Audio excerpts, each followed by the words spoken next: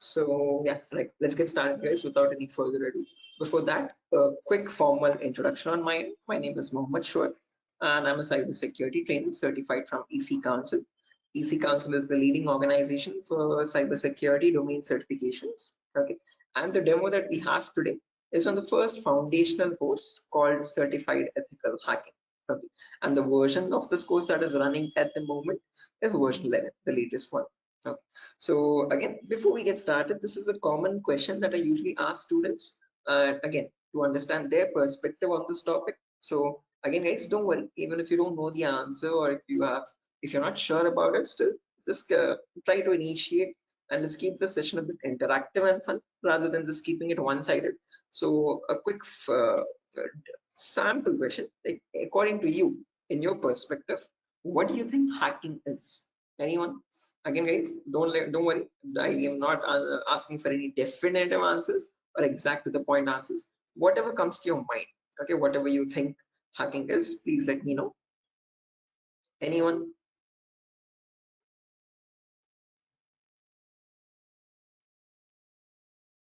Try to breaking the system. Trying to breaking the system, is that breaking, right? I mean, did I get it right?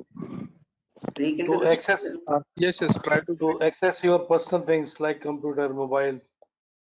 oh, okay, trying to break into the Uh, system or access personal things. Unauthorized access to the system or a data. Unauthorized access to the system or data. That's a great answer. Again, all answers are perfectly right. There's nothing wrong with them. Perfectly correct answers. Anything else, guys? Does anyone else want to add anything to it?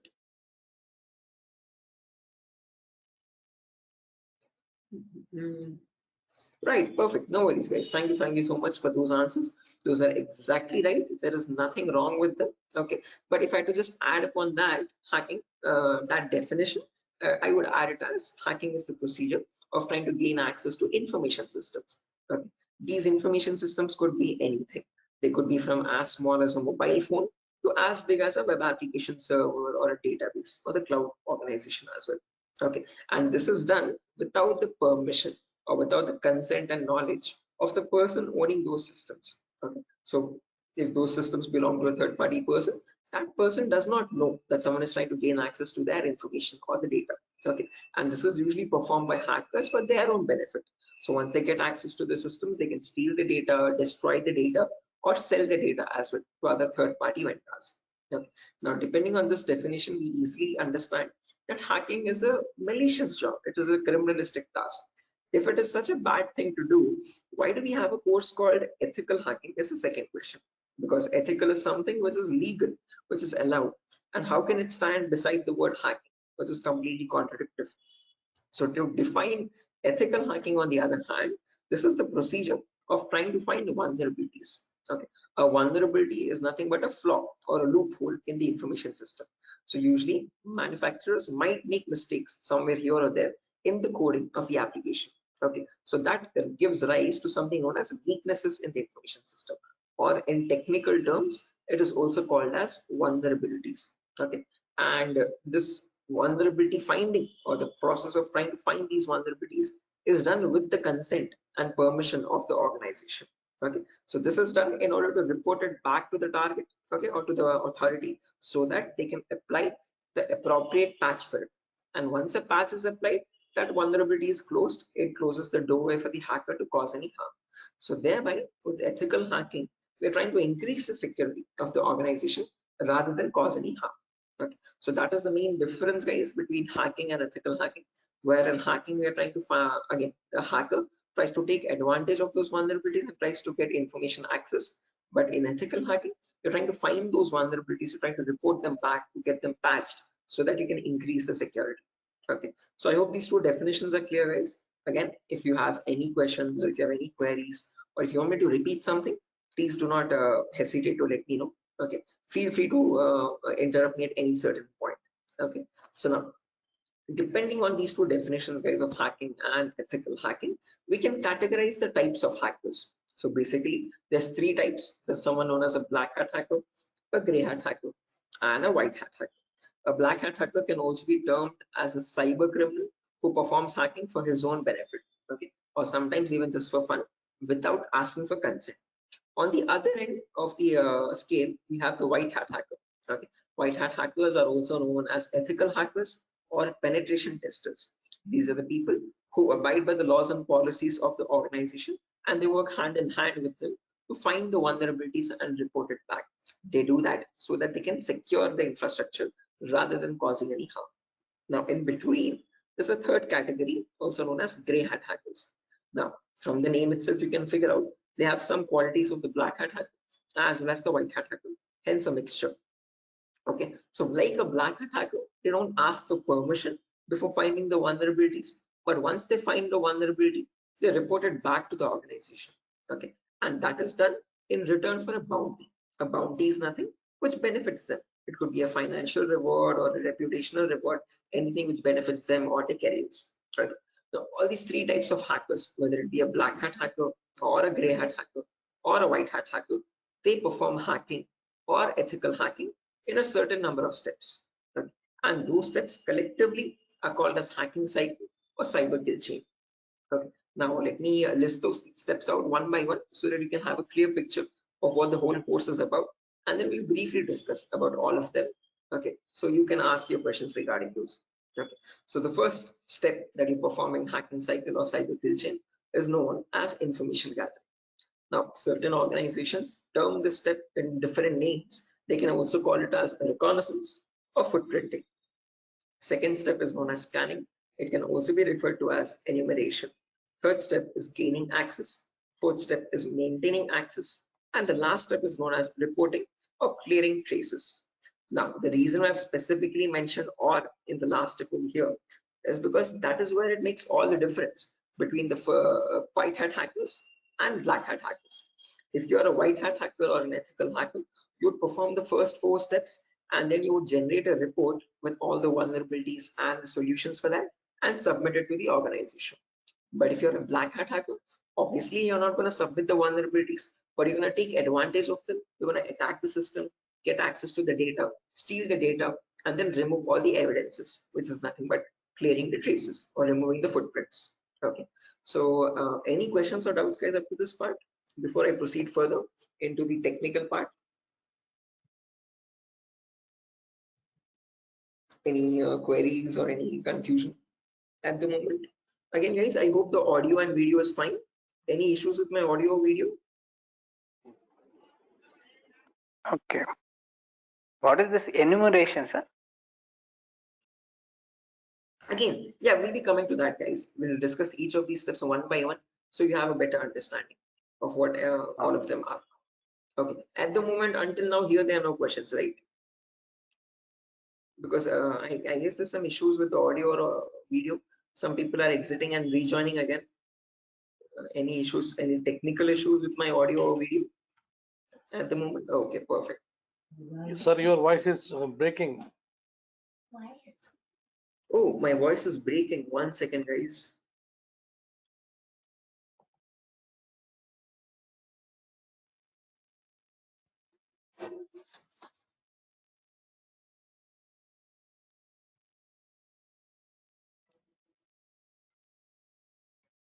Okay, hello, 1 2 3, hello, 1 2 3. Now it is Guys, okay. it's okay, right? Right, perfect. Clear, sir. Right, let's proceed now, guys, and understand each of these steps one by one so you have a clear picture of what they are. So the first step is information gathering. Again, as the name itself suggests, this step involves the hacker or the ethical hacker to gather as much data as possible about your penetration testing target. Okay, and all this information is gained passively. What I mean by passively is that you get this information from other third-party sources rather than contacting the organization directly. Okay, so for example, if I have a target like Wipro.com, about Wipro.com, I'll start searching online for all the material for it, okay, all the data regarding Wipro.com servers. Okay, the main question is, what kind of data are we talking about over here? And this is the information that we require. So firstly, we try to figure out all the IP addresses and the range of IPs used by the Wipro's main servers or the secondary servers. Then the who is records to understand who is hosting Wipro.com and since when has it been hosting itself. Then the DNS records to understand what information is stored in their DNS servers, domain name servers. Then employee details such as their contact numbers, their email addresses, their usernames and passwords which are leaked, and their home addresses if possible, and so on. So then the domains and the subdomains of Wipro's website, and the operating system information, like what OSs are being used by the servers that are linked with Wipro.com. Now trust me, this guys, that all this information is available online to be gathered. So if I show you a very basic example, let's say if I wanted to find the DNS records for Wipro's organization, all I have to do is go to the browser, and in the browser I can search for a website called DNS Dumpster. This website is available for free for anyone to access. You can click on the first link, and over here you can just search for Wipro.com, and you can click on search, and now this is going to fetch and give you all the information about the Wipro's DNS servers. So first things first, it tells you where the Wipro servers are being located on the geolocation map. So it tells us that there are 4 DNS servers for Wipro. As you can see, these are their host names, exact host names, and these are the exact public IPs. These IP addresses are very important for a hacker or an ethical hacker to proceed with the further steps of scanning and enumeration. Okay. After that, we can see that there's the host record telling us what are the Wipro servers IP addresses and the subdomains IP addresses. So this is the main Wipro.com server, which is being hosted on the IP 66.7.148.227. Again, this information is very relevant for a hacker or an ethical hacker to proceed further. Further down, you can also see it also gives us the complete network topology. So this is how Wipro servers are connected to one another, and we have the whole network topology with the host names and their IP addresses. Okay, so this is basically whole Wipro's organization main server data. So again, this data is readily available, guys, for anyone to be accessed. That is not the vulnerability.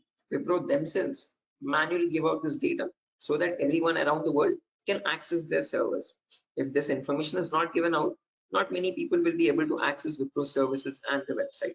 Okay, the giving out of information is not wrong over here, but not checking if the information that you're giving is secure or not is the vulnerability. Okay, so we have to see that whatever Wipro is disclosing, all these servers one by one are completely secure.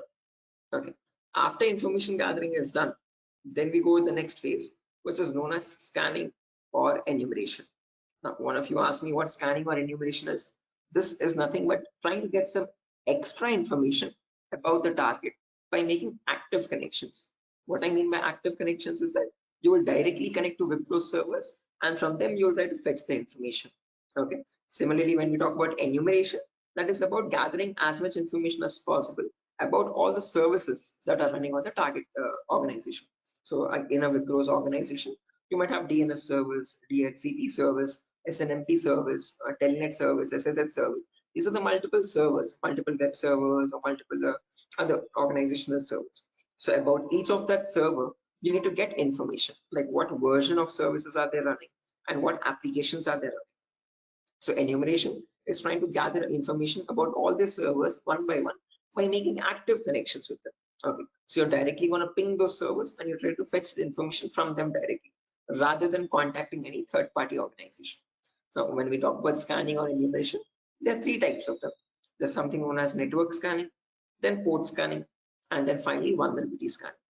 In network scanning, we can try to figure out on the target network what all devices are active. Okay, so what operating systems are they using, what servers are available, what client operating systems are there. So trying to understand what all devices are they using, IDS, IPS, routers, switches, what all devices are there.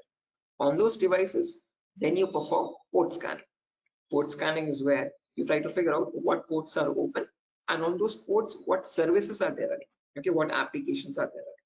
Then finally, you perform vulnerability scanning to figure out on those services, are there any vulnerabilities? Are there any weaknesses that you can attack on? So during this phase, we'll be using 2 important tools called Nmap and Nessus. So if I just search for enable Nessus over here, this is the tool that is used in organizations as well. So if I click on the first link, as you can see, this is Nessus Professional. If I click on buy, it's around $4,000 for 1 year subscription. Okay, quite an expensive tool, and this is the same tool that is used in real-time scenarios. So we'll be working on the same tool in our classes as well. We'll try to understand how to use this tool and how to run or perform vulnerability scanning. The reason why I'm showing you all this is just to make you understand that we will be using real-time scenario tools. Okay, whatever is used in organizations at the moment, we are up to date with those tools. Okay, after if I show you example, as you can see, I have the Nessus installed on my system over here. I'll show you how you can install on your system as well, and you can see you can perform various types of scans, and once you scan a system, it shows all the vulnerabilities one by one, the critical vulnerabilities or medium vulnerabilities, information based vulnerabilities. Again, don't get too confused, guys. We'll again learn how to understand this report. What are these vulnerabilities? What are these different levels of vulnerabilities? We'll understand all that. Okay, but basically Nessus is a tool which can perform network scanning or port scanning and try to understand what vulnerabilities are there on each and every system. So this is an automated tool. We learn how to perform automated testing and get a report from it. Once you get a report, you need to perform manual testing also. Okay, and that is nothing but our next phase, which is gaining access. Okay, so this is a huge concept. It covers a vast variety of topics, guys. We'll discuss them one by one. Okay, so the first topic that we'll be learning in gaining access is system hacking. So in system hacking, we'll understand how we can crack or bypass a Windows operating system password. So if you have Windows 7 or Windows 8 or Windows 10 or Windows 11, does not matter. Okay, whatever operating system you have, how do we crack that operating system? How do we get the information about their passwords? If you are unable to get the passwords, how can we bypass authentication and get access to the internal files is what we learn in system hacking. After that comes malware attacks. Malwares are nothing but, in short, malicious softwares. So we'll practically learn how to create each of these malwares, whether it be viruses or worms or trojans, spyware, whatever it be. We'll understand how malwares are generated and how we can protect our system from malwares. Or if there is a malware already installed, how can we detect that malware and prevent it from running further or causing any further harm. Okay, then there's a bonus topic called malware advanced. This is again not included in the CH curriculum. We have just added it as a bonus topic for students to have better understanding about malwares. In this, we'll be sharing the resources to understand how you can create your own malwares by using Python program. So just in case if you know Python, well and good. If not, also not an issue. We'll be sharing the resources as extra material to understand. So if you are interested in malware development or so, this is a very important bonus topic for you. After that comes network penetration testing. In this, we'll learn all the common network attacks. So in a network, you have multiple, again, devices, IDS, IPS, multiple different types of servers like mail server or DNS servers, DHCP servers, SNMP servers, and so on. So we'll understand how to check for vulnerabilities on each of these servers. Along with that, we can perform a few attacks as well. Sniffing attack, man in the middle attack, denial of service attack, or distributed denial of service attacks, DDoS, okay, and hacking Wi-Fi routers, trying to crack the password of Wi-Fi routers and getting access to those routers. All this comes under network penetration testing, okay, all the common attacks that we can perform in a local network. After that comes social engineering, where we learn how hackers create fake websites, okay, whether it be facebook.com, instagram.com, twitter.com, or flipkart.com. How are hackers creating fake login pages, and from those fake login pages, how are they getting the passwords, credentials? So we learn what phishing attacks are, what are the other social engineering attacks through which hackers manipulate victims into getting their passwords. Okay, so we learn all that, and we'll also understand how to prevent these attacks, how to distinguish between a fake page and an original page, and so. After that, we have web application pen testing. In this, we learn all the common vulnerabilities that exist on websites. So again, websites also have some weaknesses, okay, on which attackers can exploit and try to get access to the internal web server data or the internal database data, and so on. So to list out a few, there's vulnerabilities such as SQL injection, cross-site scripting, broken authentication, file upload vulnerability. Now, might sound very technical, guys, but these are the weaknesses using which hackers can get access to your information, to your passwords and usernames. Okay. After that, finally comes hacking mobile phones, where we learn how we can hack an Android phone and get access to that Android phone remotely. After gaining access is done, then we have maintaining access and maintaining access, reporting and clearing traces, where we learn how we can maintain persistent connections. So if the target is restarting his system or shutting it down and starting after a very long time, How do we get access to that data? How do we still stay connected to the victim machine? Is what we learn in maintaining access. After that comes the reporting of recurring traces, where I'll show you how you can generate a report and submit to your client or submit to your organization, or how do you remove the evidences. So this course is designed in such a way where we learn both the perspectives of a black hat hacker as well as a white hat hacker. Okay. And it's designed in a completely practical way, no theoretical nonsense. Every day we'll have a class for 1 hour where the first 20 minutes we'll discuss the theoretical part, understanding what that attack is or how to prevent that attack.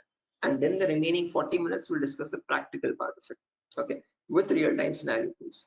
To list out a few tools, we'll be using this tool such as Nessus, we'll be using Nmap, we'll be using Burpsuit, we'll be using the whole main Kali operating system, okay, which I have over here, as you can see. Okay. Before that, let me show the course content as well, guys, very quickly. So yeah, this is over here, the course content for the whole course. Okay, and the course is for a duration of 35 days, where we learn from the very basics itself. So most of the students ask this as a question, like, sir, are there any prerequisites? Do we need to learn something else separately? No, this course is designed in such a way where even a 10th standard student can come and learn the course for without any trouble. Okay, because all the prerequisites are included in the course itself. So before we dive into the advanced concepts, there's a few prerequisites which we will cover. The first few introductory classes. First things first, we learn about networking basics. We learn what IP addresses are, what are IPv4 addresses, what are IPv6 addresses, what is a DNS server, what is DHCP server, all the important protocols, what is TCP protocol, what is UDP protocol. We'll discuss all that in networking basics.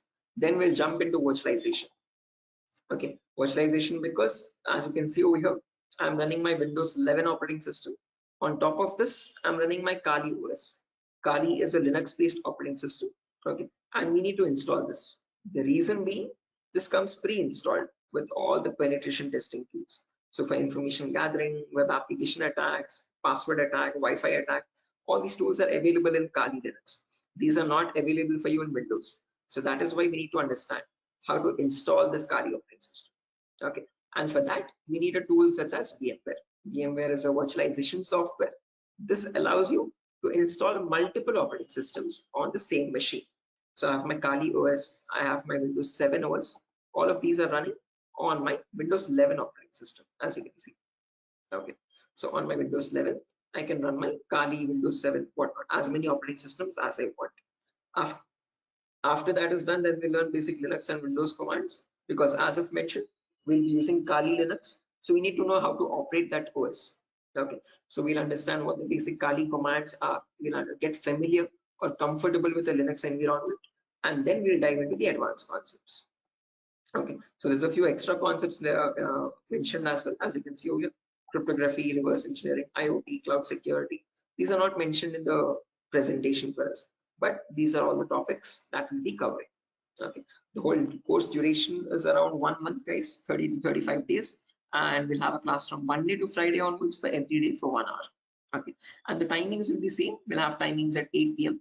Every class will be recorded, and you'll be getting the recordings as well online, which we will have permanent access to. So just in case if you're missing out any class, you can access the recordings whenever you want. Okay, if needed, we can take backup classes as well on Saturdays and Sundays, just in case if there's a lot of absence. Okay, so yeah, that's that, guys. A quick introduction on what the course is and how long the duration of the course is. If you have any questions, you can shoot at me right now. Please let me know, guys. Any queries, anything that you want me to repeat or so. Can you hear me?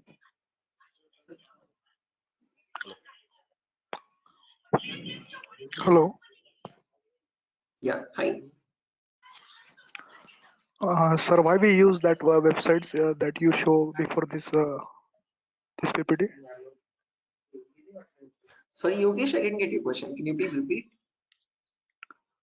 Sir, we as you said that we use some websites for ethical hacking. So that website that you opened before this PPT, I'm asking about that Yeah, website. the DNS dumpster website, as you can see over here. This is for information gathering, trying to gather information about any certain client. So before we perform hacking, it's very necessary that we know all the data about that organization or the data about that target. So in order to get that data, we have to visit these third-party websites. Okay, Sometimes your organization might not give you that data sufficient for us. Okay. That is why we need to gather that information from other third-party sources, websites like DNS Dumpster and so on. Okay. The more the data you have, the more possibilities you have to attack the system. Okay. The more attack vectors you can find or possible paths you can find to attack the system. Okay. So that is why it is necessary to access these websites and get the data about our target from these websites. Okay, okay, so understood. Right. Any other questions, guys?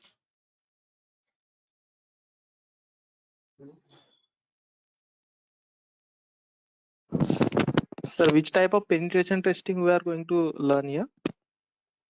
Again, CEH is a very comprehensive course, guys. We're not going to be going into any advanced level penetration testing, but we will learn all the kinds of, whether it be web application pen testing or network penetration testing or system hacking or Android pen testing. We'll be covering the basics of all of them. This is a course designed for people who are completely new to cybersecurity, and we can't leave out any endpoint. So we need to understand how to perform network security testing. We need to perform web security testing, Android security testing as well, and Windows or Linux security testing as well. So we'll be learning all of them one by one. Okay, we'll be covering each and every endpoint that is left, as you can see over here in the course content. Okay, but as I've mentioned, we won't be going in depth of all of them. We'll learn how to check for security vulnerabilities, basic vulnerabilities, and how to remediate them, how to remove those vulnerabilities. Okay, if you want to learn about any advanced after CEH is done, then you can go with advanced courses such as web application pen testing for bug bounty. This course is specifically designed only for website security testing. So in this, we'll be going with OWASP Top 10. Okay, this is an organization which gives you the list of necessary vulnerabilities that you have to test for, and this course only focuses on web applications, nothing else. Okay, so after CEH is done, then you can choose a specific domain, and depending on your interest, you can choose your specialization. Okay, whether it be website security or Android security or network security or cloud security and so on. So Okay, sir. Thank you. right. Any other questions, guys? No, sir. Right. Okay. After So course completion, certification provided.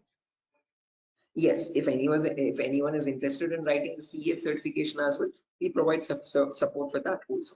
There's complete pass guarantee. So I usually handle the certifications myself. So if you're planning on writing a So this is certification, job guarantee. this is what? Sorry. Job guarantees. Sorry, I didn't get you guys. Can you please repeat that? Hello. After this course, his job is. He's asking Oh a yeah, placement assistance. job assistance. Again, guys, at Durga, you're not going to be providing any confirm guarantee that we'll be placing you in an organization, but we'll be sharing your resume once you forward it to our consultancies. Okay, so in the price of 8,000 rupees, we are only including the course content with the course completion certificate. And if you're planning on writing a certification, we will give you certification support as well. Okay, so at that price of 8,000 rupees, we are not in contact with the complete job placement facility, but we do have few consultancies where we can give you your resumes too. Okay, once you're done with the resume preparation, I'll be helping you out in understanding how to create a resume as well, depending on a cybersecurity profile. I'll be also sharing the common interview questions, and I have a few references as well to whom I can forward your resumes. Okay, and again, we will be giving you the interview calls, and you can start attending interviews over there. Okay, again, it depends on your skill set and your practice on how well you do the interview. So we don't guarantee anything, but we will definitely show you where you can start applying. If it's necessary, I can just give you one source now itself. You can, after your course is done, this is the common website that I usually suggest for students, jobs.null.community. This is a website only specifically for cybersecurity job roles. Okay, nothing else. As you can see, null jobs. This is the website. Okay, and these are all the different domains, and you can start searching over here. So if you're a complete fresher, just click on freshers or internships, and these are at the moment these are the available placements. Okay, so for internships, okay, if you're not into internships, you want a specific job role, you can start applying for VAPT, vulnerability assessment and pen testing. These are the ones at the moment for cybersecurity. After the course is done, you can start applying over here also. So this is one website that I suggest to most of the students once the course is done, so start applying for jobs. Okay, so again, how well you do, it depends on your skill set and your practicing, guys. Okay, and this website is specifically only for cybersecurity jobs, nothing else. Okay, any other questions, guys? No, sir. Thank you. Right, again, if you practice properly and if you're done with the course, guys, and if you're thorough with all the concepts, getting a job in these portals is not that tough. Okay, there's a lot of students from our previous batches as well who have searched for jobs in this nuns.job.co.in, and they found their internships and their jobs. Okay, so again, as I've mentioned, once you sit for the interview, it's all on you. Okay, so it depends on your preparation of how well or bad you do. So we can't guarantee anything, okay, because that's on your skill set, but we can at least show you where you can start applying for jobs. Okay, so yeah, that's that, guys. Nothing further for our session today. And yeah, if you have any queries, again, over here is my number, just in case if you have any queries, technical queries, you can let me know. This is the number over here, 768-006-9768. Hello.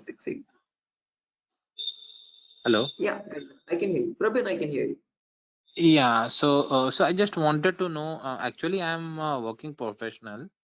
I'm Right. I'm working on the front end side, but wanted to move into this domain. So, what suggestions could you, give me on that side? Again, same, I would recommend if you're completely new to this domain, go with Certified Ethical Hacking, CH version 11. This is a foundational Okay. course for people completely new, so you'll be learning everything from scratch. After that is done, if you possible, if you have time and financial permits you, you can write the certification as well from EC Council. So there'll be a CH examination for 125 questions. Okay, and if you give 75% of them right, you get certified from EC Council. You get a certificate from the US organization. Okay, so that adds edge to your resume. If not, if you are not, again, certification is quite costly. It's around $500. So if you're not planning on writing the certification, I would recommend doing some extra advanced courses as well after CH is done, and then add that at least to the resume to build some edge again. Okay. Okay. And is there any coding involved here, or is it into completely into, the No, security part? not at all. In CEH, you don't have any requirement for coding level language. But if you're planning on going for some advanced courses like web application pen testing or mobile security testing, there you might need to have some basic knowledge. Okay. So when we talk about web application, it is necessary that you have basic knowledge on HTML and JavaScript. Okay. But when we talk about CEH, the foundational course, for this we have no requirement for any coding level language knowledge. Okay. And what kind of roles we can apply after the completion of this course? Like someone is if having 5 years of experience and he has transited into this particular cyber security, what kind of roles would be available? Again, as you can see over here, these are the roles that you can start applying for. VAPT assurance lead or VAPT senior security analyst, cyber security consultant. These are all the job roles, penetration tester, security analyst, or monitoring job roles, and so on. Vulnerability Okay. assessment tester. These are the job roles you can start applying for. Okay, cool. Thanks. Right. Any other questions, guys?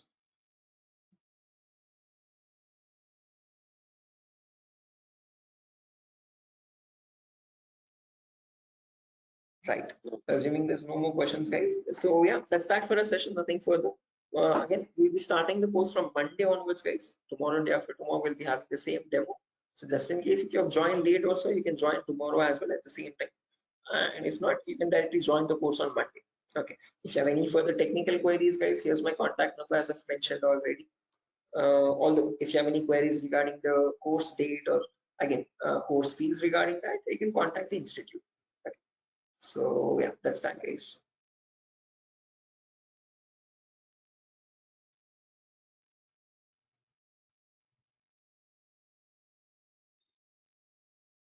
Sure. So I'm gonna be exiting, guys. I hope you have enjoyed the demo. And yeah, if there's any queries, please do let us know how we can help you. Okay. Have a good day, and I'll see you soon. Bye bye.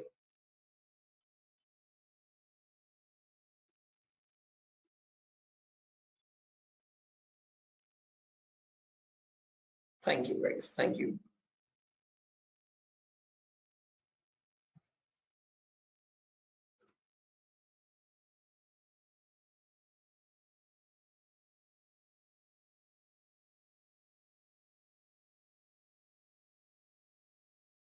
Okay. Hello, guys. Can you hear me now? Biswajit Singh, Rakesh, Ravikiran, Maman, Shiva, Sujata. I hope I'm audible now, guys. Yeah, Biswajit. Can you hear me now? Yes, we can. Right, perfect. So let's just wait for 2 more minutes, guys, for the other people to join as well. And then we'll be starting the session. Until then, if you have any queries or if you have any questions before we start the session, you could please let me know.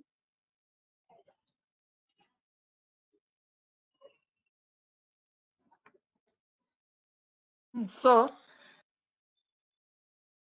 Yes, I excuse can me, hear sir. you. Yeah. So is this the same demo was on Sunday?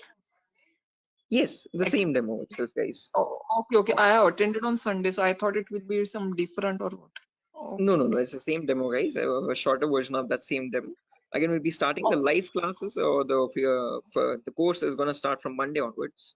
So just in case we're planning on joining the course, you can join from Monday. The first class will be on networking concepts.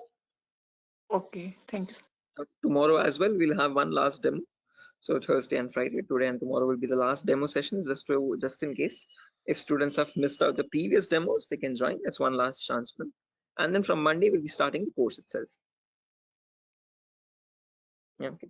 So just in case, guys, if there's anyone who has already attended this demo session, again, just a heads up, this is going to be the same demo. It's not going to be any different from the previous ones. Okay, this is just backup sessions or backup demos for people who could not join earlier. Okay. Okay. Thank you, sir. Sure.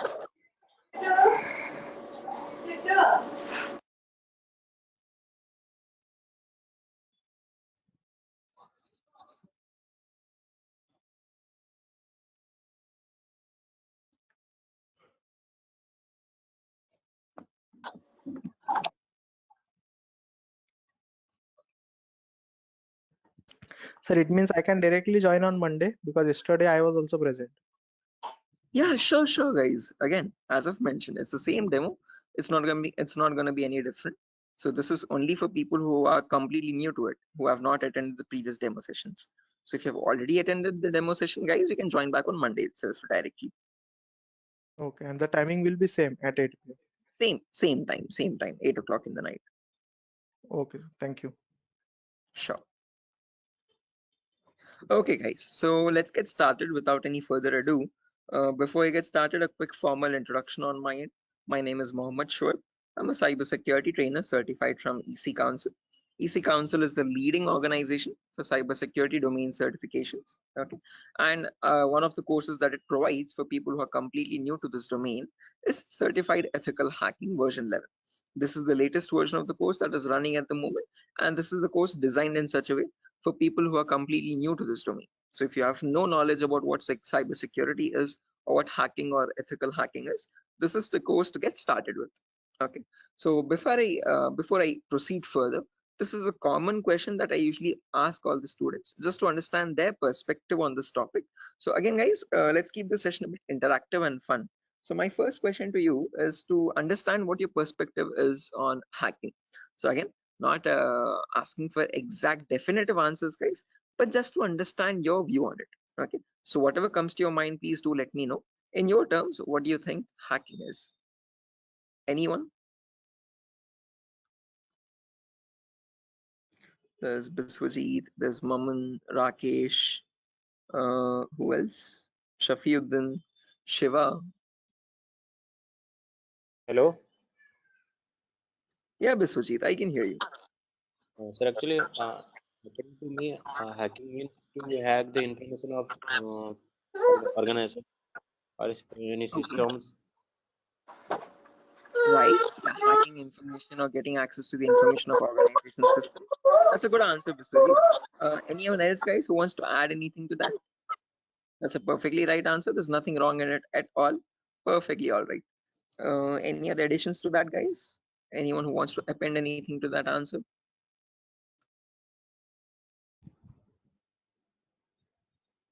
Okay, no worries.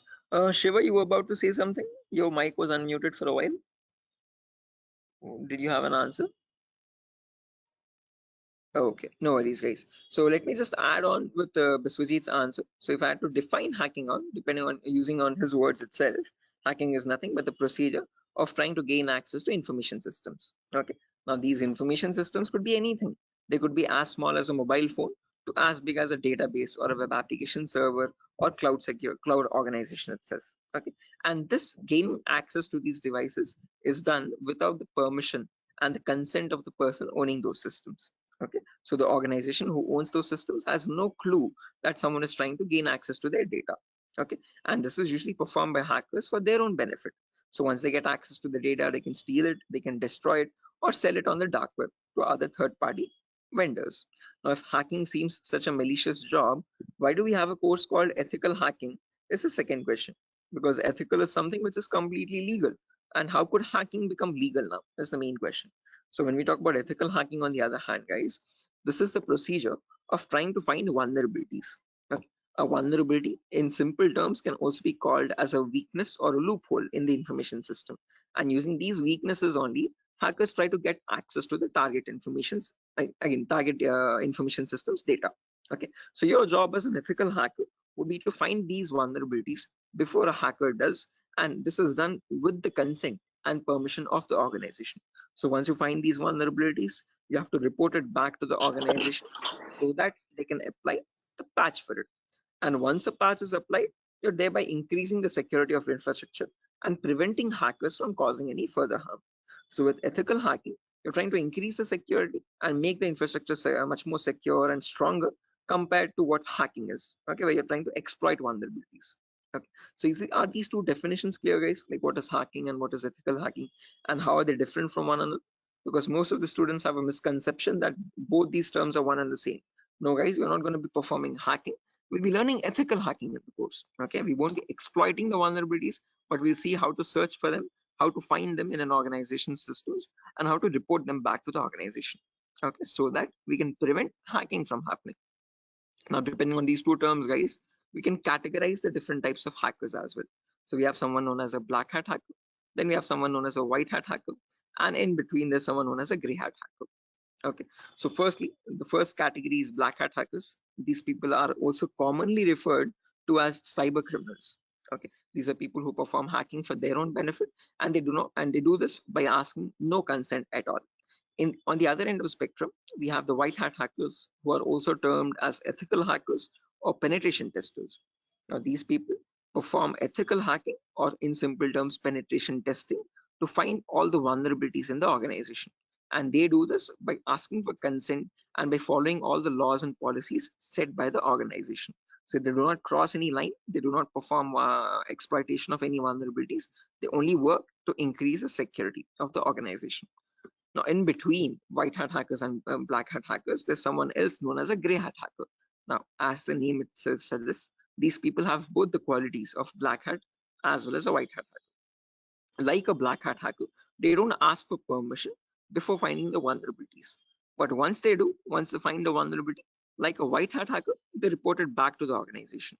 Okay, they don't take advantage of it, they don't exploit it and try to attack the system, but they report it back so that they can help the organization. But it's a give and take relationship, so it's a there's kind of a bargain over here. Okay, the catch is that these gray hat hackers ask for a bounty in return. Okay, a bounty is anything which benefits them, so they could ask for some prize reward, or they could ask for some reputational reward, anything which benefits their career and profile. Okay, and that is why in simple terms they are also known as bug bounty hunters. They find bugs in return for a bounty. Okay, so they're hunting for bugs. Okay, now all these three types of hackers, whether we take black hat hackers, gray hat hackers, or white hat hackers, they perform hacking or ethical hacking in a certain number of steps. Okay, and they follow a procedure, a systematic procedure. That systematic procedure is known in simple terms as hacking cycle or cyber kill chain. Okay, various organizations categorize these steps into various numbers, but if I had to summarize it up, there are 5 important steps in hacking cycle or cyber kill chain. Whether you take a black hat hacker or a white hat hacker or any kind of a hacker, he needs to follow the same procedures as well. Okay. Now let me list them out first, and then we'll discuss in detail about each of them, so you have a clear picture of what the whole course is about. Okay. So the first step is known as information gathering. It can sometimes also be referred to as reconnaissance or footprinting. So they are one and the same term, guys. Don't get confused. Various organizations use various terminologies, but whether you hear information gathering or reconnaissance or footprinting, all the three terms are one and the same. After that, you have scanning, which can also be referred to as enumeration. Then you have gaining access. Then you have maintaining access. And finally, there's reporting or clearing traces. Now, the reason why I've mentioned or over here in the last step in capitals is because to make it a note to understand that this is the only step where you have a difference between black hat hackers and white hat hackers. Now, whether you're any kind of a hacker, whether it be black, white, or gray, the first four procedures are to be followed mandatorily. So you have to follow those first four procedures in the same order. After that, in the end, what changes is the last thing that you do. Okay, if you're a white hat hacker, you would definitely report all the vulnerabilities that you have found with the remediations, with the solutions to remove those vulnerabilities. If you're a black hat hacker, definitely you're not going to be giving any solutions, and obviously you won't be reporting it, but you will try to remove all the evidences. So whatever harm you have caused, whatever data you have stolen, you might leave some footprints here and there. Okay, so that is why it's very necessary that you remove or clear those footprints so that you cannot be traced out and you stay anonymous. So that is known as clearing traces in simple terms. And in our course, we're learning both the perspectives, how we can generate a report and submit to the organization, or how hackers clear the traces and remove all the evidences. Okay. Now, let's briefly discuss about each of these one by one, guys, so you have a better idea on the whole course. But before that, any questions, guys, for anyone? Again, please feel free to interrupt me at any certain point. Do not hesitate to ask a question. Please let Hello, me know. Yeah, Biswajit, I can hear you. sir. Is this class is getting recorded? Yeah, this will be recorded, definitely. Every single class that we take will be recorded and it will be uploaded to the Google Drive. So even once we start our course as well, the whole duration of the course, every single day we'll take a 1 hour class, and each class will be recorded and uploaded to the Google Drive. So that Okay, just sir. in case if you're missing out, if you're absent for a session, you can access the recordings whenever you want to. Okay, okay, sir. Actually, from the starting, you told about hacking and ethical hacking. So, Mhm. could you please briefly tell me? Hacking means like you're hacking the particular credence, some credential information, like something personal information you are hacking. But ethical hacking was that I did not get it properly. Good question. Again, Biswajit, when we talk about hacking, this is something that cyber criminals perform. Okay, hacking is where you're trying to get access to information devices. Okay, and using those information, what you do with that information defines what kind of hacking you do. Okay, so in ethical hacking, we are trying to understand how hackers are hacking that information. So what are the procedures are they following, and how are they actually finding that vulnerability, and how are they checking for those vulnerabilities on the systems? Okay, so we as ethical hackers try to find those same vulnerabilities that hackers use, and we try to rectify those vulnerabilities. We try to apply the patches for them. Okay, so just like how That hackers do it, we are going to do it that in an means ethical manner. Yeah, okay. That means, sir, if a hacker is trying to hack some particular information, and the ethical hackers are there to prevent that through their coding or whatever the algorithms. I think. exactly. Again, in simpler terms, it's not about algorithms and stuff, but it's about the source code actually. Okay, so whatever it is known as a vulnerability. A vulnerability is a weakness or a misconfiguration of the system. So ethical hackers do the job of finding those vulnerabilities before a hacker can cause any harm. Okay, and once the vulnerability is found, they disclose it to the organization, and organization will remove that vulnerability so that your systems are secure. Okay. Sir, then although you told about the black hat hackers, Mhm. red hat, and gray. So what are the Mhm. what are the job responsible of the three hackers? Again, yeah, I'll be coming to that as well, Biswajit. So when we talk about ethical hackers, we have a certain few job roles that we can apply for. I'll be discussing that at the end of the class. Okay.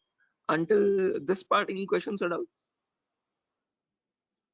Okay, hacking cycle. And you information gathering, scanning, in information. You will tell detail about this chapter, I think.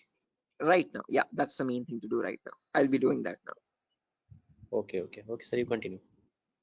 Sure. Right. Anyone else, guys, who has any other confusion or any issues with the clarity? Mamun, Shafiuddin, Shiva. Right. Okay. Now let's briefly discuss about each of these terms, guys, one by one, so that you have a better picture of what we are going to be discussing in the course as well. Okay. So the first step is information gathering.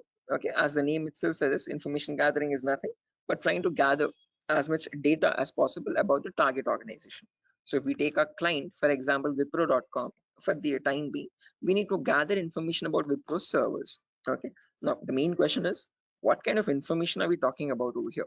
And this is the information as follows. Okay, so we try to gather information such as the IP addresses or the range of IPs used by the Wipro servers, then the whois records to understand who is hosting Wipro's website, and since when it has been hosted, when was it last updated, when will it expire, then the DNS records to understand what data is stored in the DNS servers, then employee details such as the contact numbers, email addresses, usernames and publicly leaked passwords, and domain names of the Wipro.com, subdomains of Wipro.com, and operating systems. So what OSs are they using in their organization? So if I give you a very basic example, I can just go to my browser, and in the browser I can search for a website called DNS Dumpster. This is a common website that I usually show in the demo sessions. So if I search for DNS Dumpster, I get the first link. Now this is an example of information gathering. So you're trying to gather information about Wipro.com from other third-party sources. So right now in this step, we are gaining information passively. What I mean by passively is that we are not contacting Wipro.com directly, but we're trying to gather information about Wipro.com from other third-party sources, such as DNS Dumpster.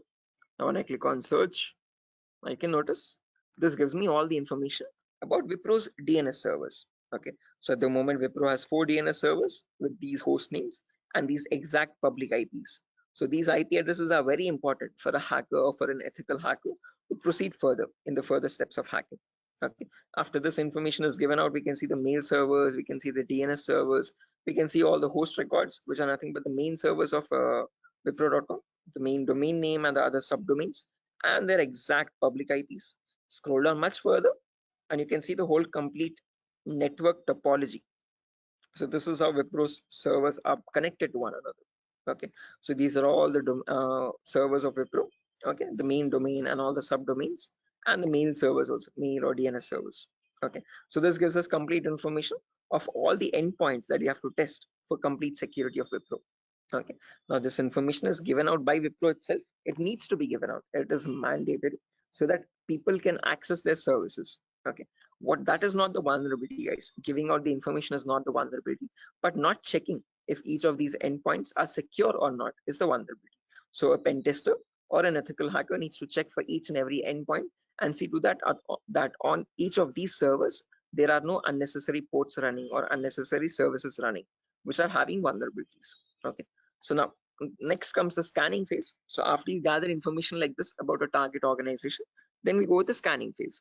Okay, scanning is where we get some extra information by directly contacting the servers. Okay, so to gather more information by making active connections with the direct target. So in this phase, we'll be using 3 types of scanning. There's network scanning, port scanning, and vulnerability scanning. In network scanning, we try to figure out on the target network, on the target organization, what all devices are being used. So if we take Wipro, for example, in Wipro's company or in the Wipro's office, what all devices are being used? What servers are they using? What firewalls are they using? What IDS, intrusion detection systems or intrusion prevention systems are they using? And what all services are they using? DNS, DHCP, and so on and so. Okay, once we know that, then we perform port scanning to figure out all the services as well and their version details. So if they're using DNS service, what version of DNS are they using? If they're using mail services, what mail services are they using and what versions are they? Okay. Finally, perform vulnerability scanning to find the weaknesses on those servers. So if there's any application with an inbuilt weakness, or if there are any misconfigurations like weak password or default unnecessary ports open, all that comes under vulnerabilities. So we scan for vulnerabilities by using some automated tools. Okay. So if I go to the browser now, I can show you one of the very important tools, which is Tenable Nessus. So this is the same tool that is used in organizations, guys. As you can see over here, quite an expensive tool as well. If you click on buy, You can say it's around $4,000 or so for 1 year subscription, and we shall be using the same tool in our lab setup in our classes. So let me show you how the tool looks like. Admin password. Yes. So again, default password, default credentials, policies, scan templates. So this is how your Nessus tool looks like, guys. So this is capable of performing your network scan or port scan or vulnerability scan, and gives you the list of vulnerabilities. So once you perform a scan, it shows you in your network whatever devices are there, what vulnerabilities are there on those devices. So it categorizes the weaknesses on the system in 5 levels: information, low, medium, high, and critical. So if a company has any critical vulnerabilities, it means hackers can easily get access to their servers. Okay, so we'll understand how to perform vulnerability scanning, how to know if a system has any vulnerabilities, and if hackers can hack their organization so easily. Okay, if they can hack, how do we provide the solutions is also what we learn. Okay, after scanning is done, then we go with the next phase, which is gaining access. Now this is a huge concept, guys, covers a lot of variety of topics, and these are the topics as follows. Before I proceed further, any questions or doubts up to this part, guys, in information gathering or scanning?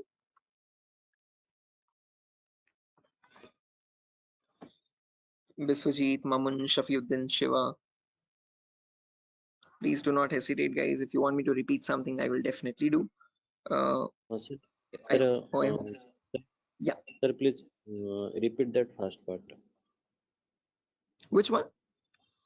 Like before gaining access, you told us some gathering information. Like I understood that what if their system in vulnerability in the system, so hackers are easily hack that system. So I understood somehow.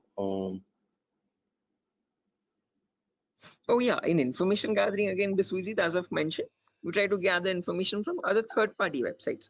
So there's websites like DNS Dumpster, Hunter.io. So from other third-party sites, we gather information about the target.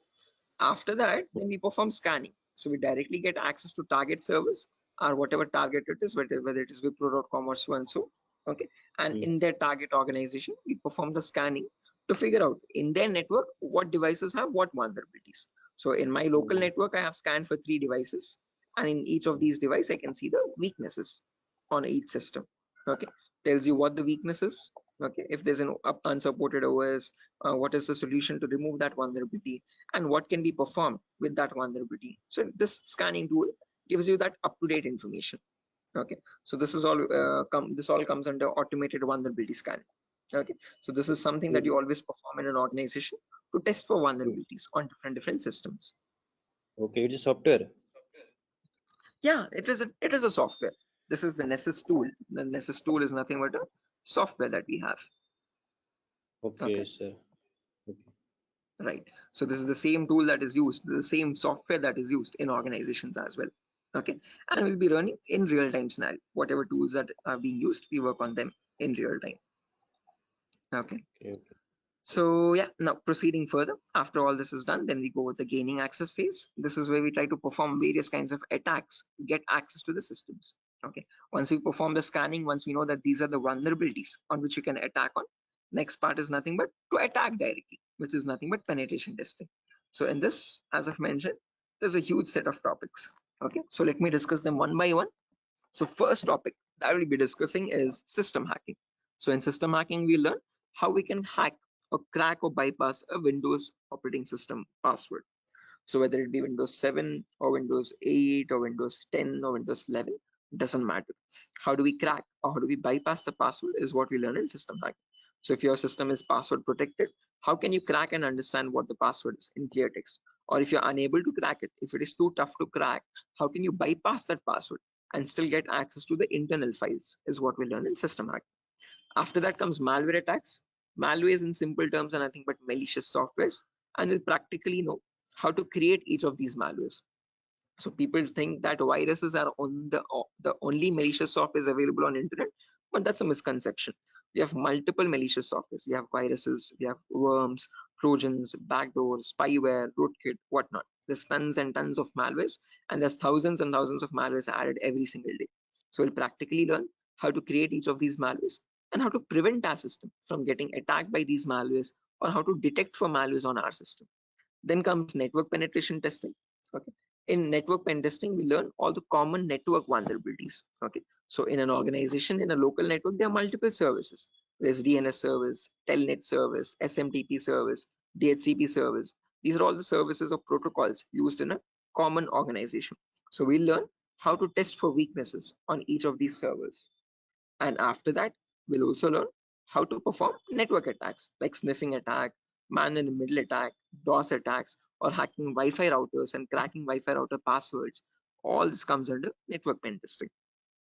Then comes social engineering, where we learn how to crack passwords from websites.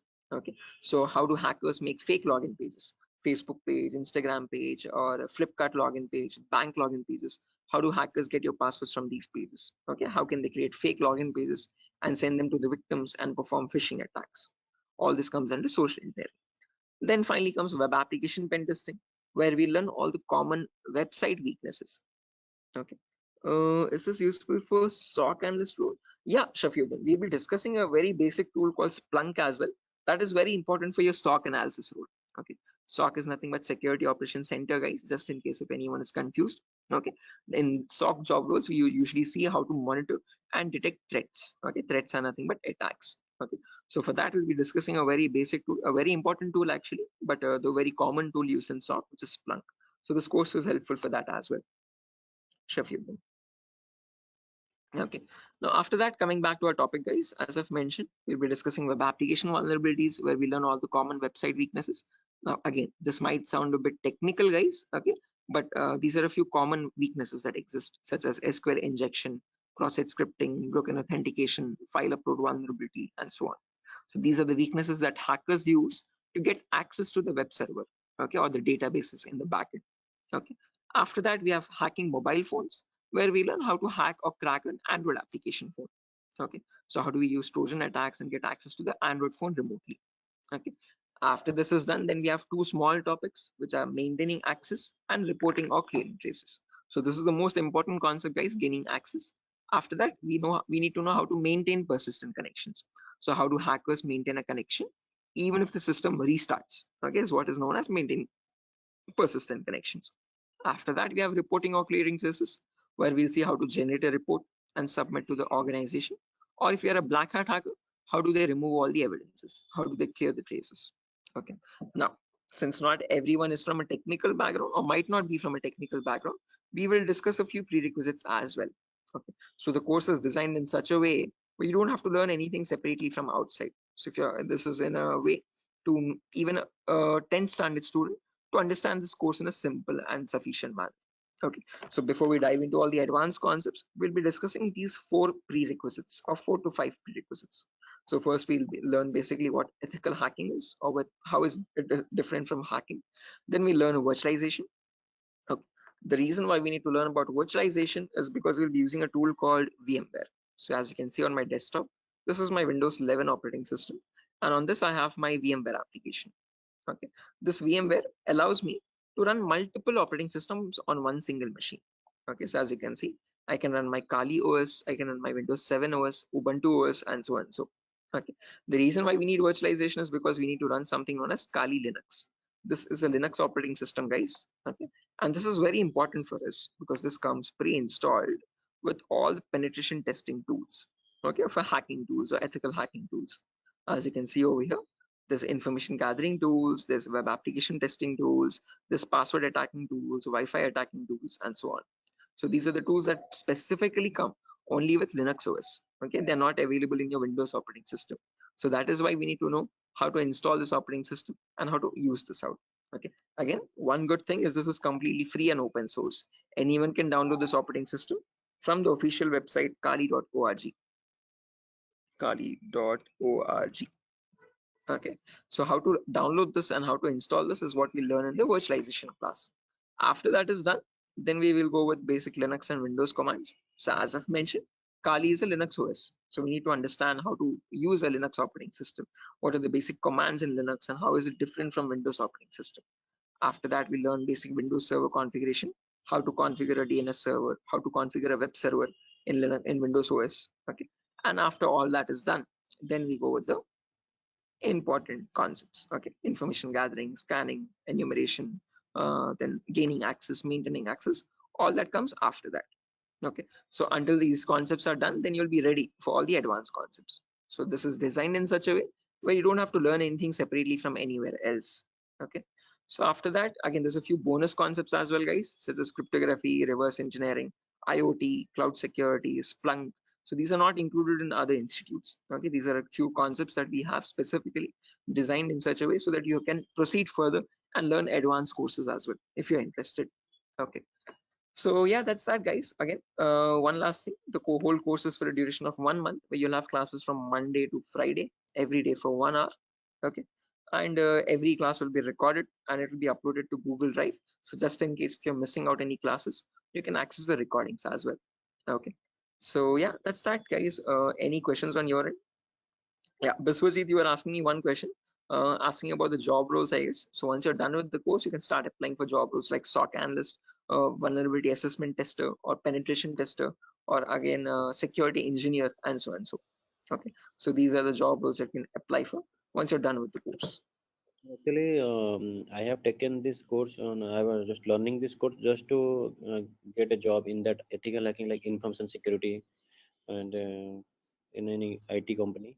So actually, sir, as I came to know that, sir, is there any like coding algorithm required to just like to do such kind of activity in Good ethical question. hacking? Great question. This is a very common question that is frequently asked by students, that do we need any coding knowledge required for this course? Definitely not. So, sir, in CEH we will be discussing again. We will be primarily focusing on Linux operating systems. So we need to know how to use a Linux OS properly. Okay, so that is the only requirement which we will be learning throughout the course. Okay. Other than that, you do not require any coding level language knowledge at all. Okay, so coding or development knowledge is not at all necessary. Wherever it is, we will be discussing that basic necessity of it. Okay, so there are certain topics where we have a topic called malwares. So in this we learn how to create malwares. Okay, so in that one topic will require basic coding language knowledge, but again, that itself I will myself be teaching it. Okay, so you don't need to learn anything separately from anywhere else. And other than that, this one topic malware, we won't be using coding language at all anywhere. Mhm. So Ajay, so actually I am doing job in Linux support, like technical support. That's great. This is going to be a lot easier for you then. Mm. So actually that's why I want to change my career, change my like next job into information security on the doing ethical hacking courses. Yes, I one more thing that, sir, is there is it necessary to get the certification on ethical hacking, like you have done something Right. hack? Again, it gives an edge, Biswajit. It's better to have a certification. If you're not going with certification, I would recommend you learn a few extra courses as well. Okay. After certified ethical hacking is done, then go with one advanced course, one specialization course like network security or web application security or so and so. So that will add you some much more value to your certification. Okay. So into your resume actually. Okay. So it's better to have certification, but if you're not having certification, just to increase or broaden your skill set, learn an extra course after CH in cybersecurity itself. Okay, there's many streams. Okay, we provide web application security as well, testing. So you can join this course as well, just in case if you're not doing a certification. Okay. Okay. So after that, web application security is another course. Yes. Okay. Okay, sir. In this syllabus, sir, what we will learn totally, overally, what we learn, how much we can work in a company. Again, as I've mentioned, CH is the foundational course, so you'll be learning about all the endpoints. So you won't be focusing on one of them, but all the comprehensively all endpoints. So we'll learn network security also, we'll learn wireless security also, we'll learn Windows and Linux hacking also, we'll learn Android security also, and we'll learn web application security also. But in CH, one thing is you are going to be like a master of, jack of all trades, master of none. So you're not going in deep, you're not specializing in any one of the fields, you're learning about all the fields. After that, you can choose one specialization and you can focus on that. You can either go towards web security or cloud security or network security. Depends on your interest. Okay. Understood, sir. Then Right. that will the final and long-term career. Long term, yes. Okay. To get started first, usually in cybersecurity, you usually get monitoring job roles for a few months. Okay. After that, Okay. then you can go into deeper course. Mamun, are you going to teach all security courses? Yeah, I'm the same Okay. tutor, Mamun. So after CH is done, if you're planning on going with cloud security or web application security, we provide those as well. At the moment, mobile and network is not included, but just in case, since there's a huge boom, there's a huge requirement for web application. So that also I provide. Okay. Okay, sir. You can go with 1 year experience, Shafiq, not more than that with CEH. But if you like add a few more courses after that, like after CH, if you do web application and also, you can add a couple years experience, like 2 or 3 years of experience as well. Okay, because you need to know more tools with such years, that huge years of experience. They will ask you what tools you have worked on. Okay, so it's better you have a few knowledge on those tools. So with more the courses, you get more experience with different tools. Okay, sir. So will you please help with practically all the things? Again, the whole course. Oh, is it back-to-back training? Yeah, Mamun. Again, after the CH is done, I usually take separate classes for web application students as well who are interested to join that. Okay, so that will be a back-to-back session directly. Again, yeah, coming back to you, Biswajit, you were asking me something. What was the question again? I forgot. No, actually, I was asking, sir, what, sir? Forget. Anyway. I forgot as well. But let me try to recollect. Does anyone else remember, right, guys, what Biswajit was asking? Practical, yeah, good question. So again, the whole course is designed in such a way where it is 20-40 ratio, guys. So out of all the 60 minutes that we have every single day, the first 15 to 20 minutes will discuss the theoretical part. The remaining 40 minutes will discuss the practical part itself with real-time scenario examples. I'm not going to be boring you with theoretical knowledge. Only in the demo class and only in the first few introductory classes we'll discuss theoretical concepts. Once we start from the information gathering, everything is going to be completely practical based, okay, with tools that are used in real-time scenario. Are you teaching cloud security? Yes, I teach cloud security as well, Biswajit. Okay, but again, as I've mentioned, that is usually taken up after CH is done. Okay, so we'll discuss on AWS security and again, mostly on AWS itself. Actually, I wanna make my career into that like cloud security part. That's why I was thinking how much practical you will teach here and how much we can be skilled enough in this course, so that we can be confident enough while attending the interview. So, will you please discuss on about some like mock interview questions and resume building? Definitely, I will help you. I will send you sample resumes as well to understand how to create a resume for a cyber security profile. Okay, and along with that, I'll also share the commonly asked interview questions. So I have a PDF document prepared for that specifically, which I share with all the students after the course is done for all the cyber security related interview questions. Okay, so I'll be sharing all that as well. Okay, sir. No, because I have planned after completion of this course, I have planned to move on cloud security by practicing those questions and all the practical things. Definitely. Again, if necessary, I'll be sharing the resources as well, Biswajit, separately for you regarding your cloud security content. Okay. So if you're planning on doing a course after CS is done, then you can contact me for that. We can do that course separately. Okay, sir. Okay, it's not included with Durga Soft at the moment, but again, yeah. Okay, sir. Sure. Any other questions, guys, at the moment?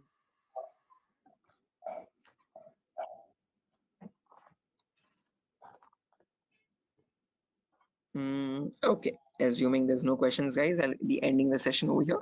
And yeah, that was great interacting with you guys all, Biswajit, especially with you because you have asked a lot of questions. So I hope everything is clear and you have no more unresolved queries. Okay, now I understood. I will follow that like recording also. If I got any doubts and demo sessions, I will ask you in the next class. Definitely, sure, definitely. Again, guys, if necessary, here's my contact number as well, 76800696768. If you have any technical queries, you can contact me over here. If you have any queries regarding what other technology we should know. Again, Mamun, as I've mentioned, it's better to have Linux knowledge, Linux commands knowledge, and how to use a Linux operating system, and basic networking knowledge. What are IP addresses, what are IPv4, what are IPv6 addresses. If you do not know these also, as I've mentioned, all these are included in the course itself. So these are the prerequisites which are required. But again, I have included them in the course just in case if you're not familiar with them. Okay. So there's no prerequisite for joining the course. All you need is a good laptop to run the practicals. Okay, minimum requirement would be at least an i3 processor, oldest to oldest i3 processor, and minimum to minimum 6 GB or 4 GB RAM. If you have 8 GB, that is recommendable. Okay, recommended. But if you have minimum 4, it might hang a bit, but it will work. Okay, so one important requirement is you need a laptop or a device for practicing, because we have a lot of practicals in the course. Okay, so other than that, nothing else is required. Okay, just interested mindset and a device to practice on. Those are the only two requirements for this course, nothing more. Okay. All right, so yeah, that's it guys, nothing further for the session today. If you're interested to join the course, you can join this from Monday. We'll be having the first class on Monday for networking concepts. Okay, and after that, yeah, tomorrow as well there's another demo session. So just in case if anyone is planning to join a demo again, you can join it tomorrow at the same time. If not, we'll be starting the course from Monday itself directly. Okay, thank you, sir. Okay guys, good day. Thank you for joining the session. It was great interacting with you, and I'll see you soon guys. Bye, have a good day. Thank you, sir. Good night. Thank you guys, good night.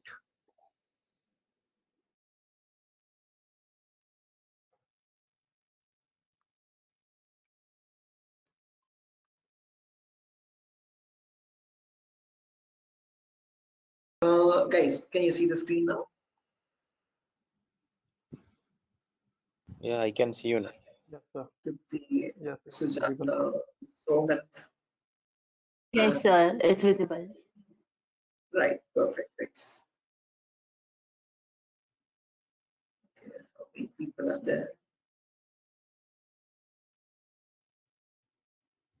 Vikiran, Rakesh, Biswajit, Prashant, Shiva, Somat. Okay, perfect.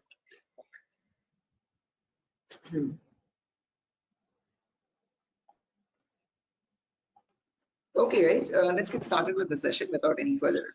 I am already a bit delayed in starting the session, so sorry for that, guys. I was stuck in a work. There was an issue with a security vulnerability actually with one of the organizations, so I was stuck with that. But anyways, let's get started with our class today. With our first session today will be on basic networking concepts. Before I get started, any issue with my audio or video? Anyone? Is everything fine? Can I proceed with Yes, the sir. class? No, actually, we are getting some like noise. A kind Oh, of there's some issue. background. Yeah, Yes, the we can call it as a kind One, of issue. not clear, sir. 1 second. Thank you. 1 second. I'll just change my microphone. Just give me a second for that.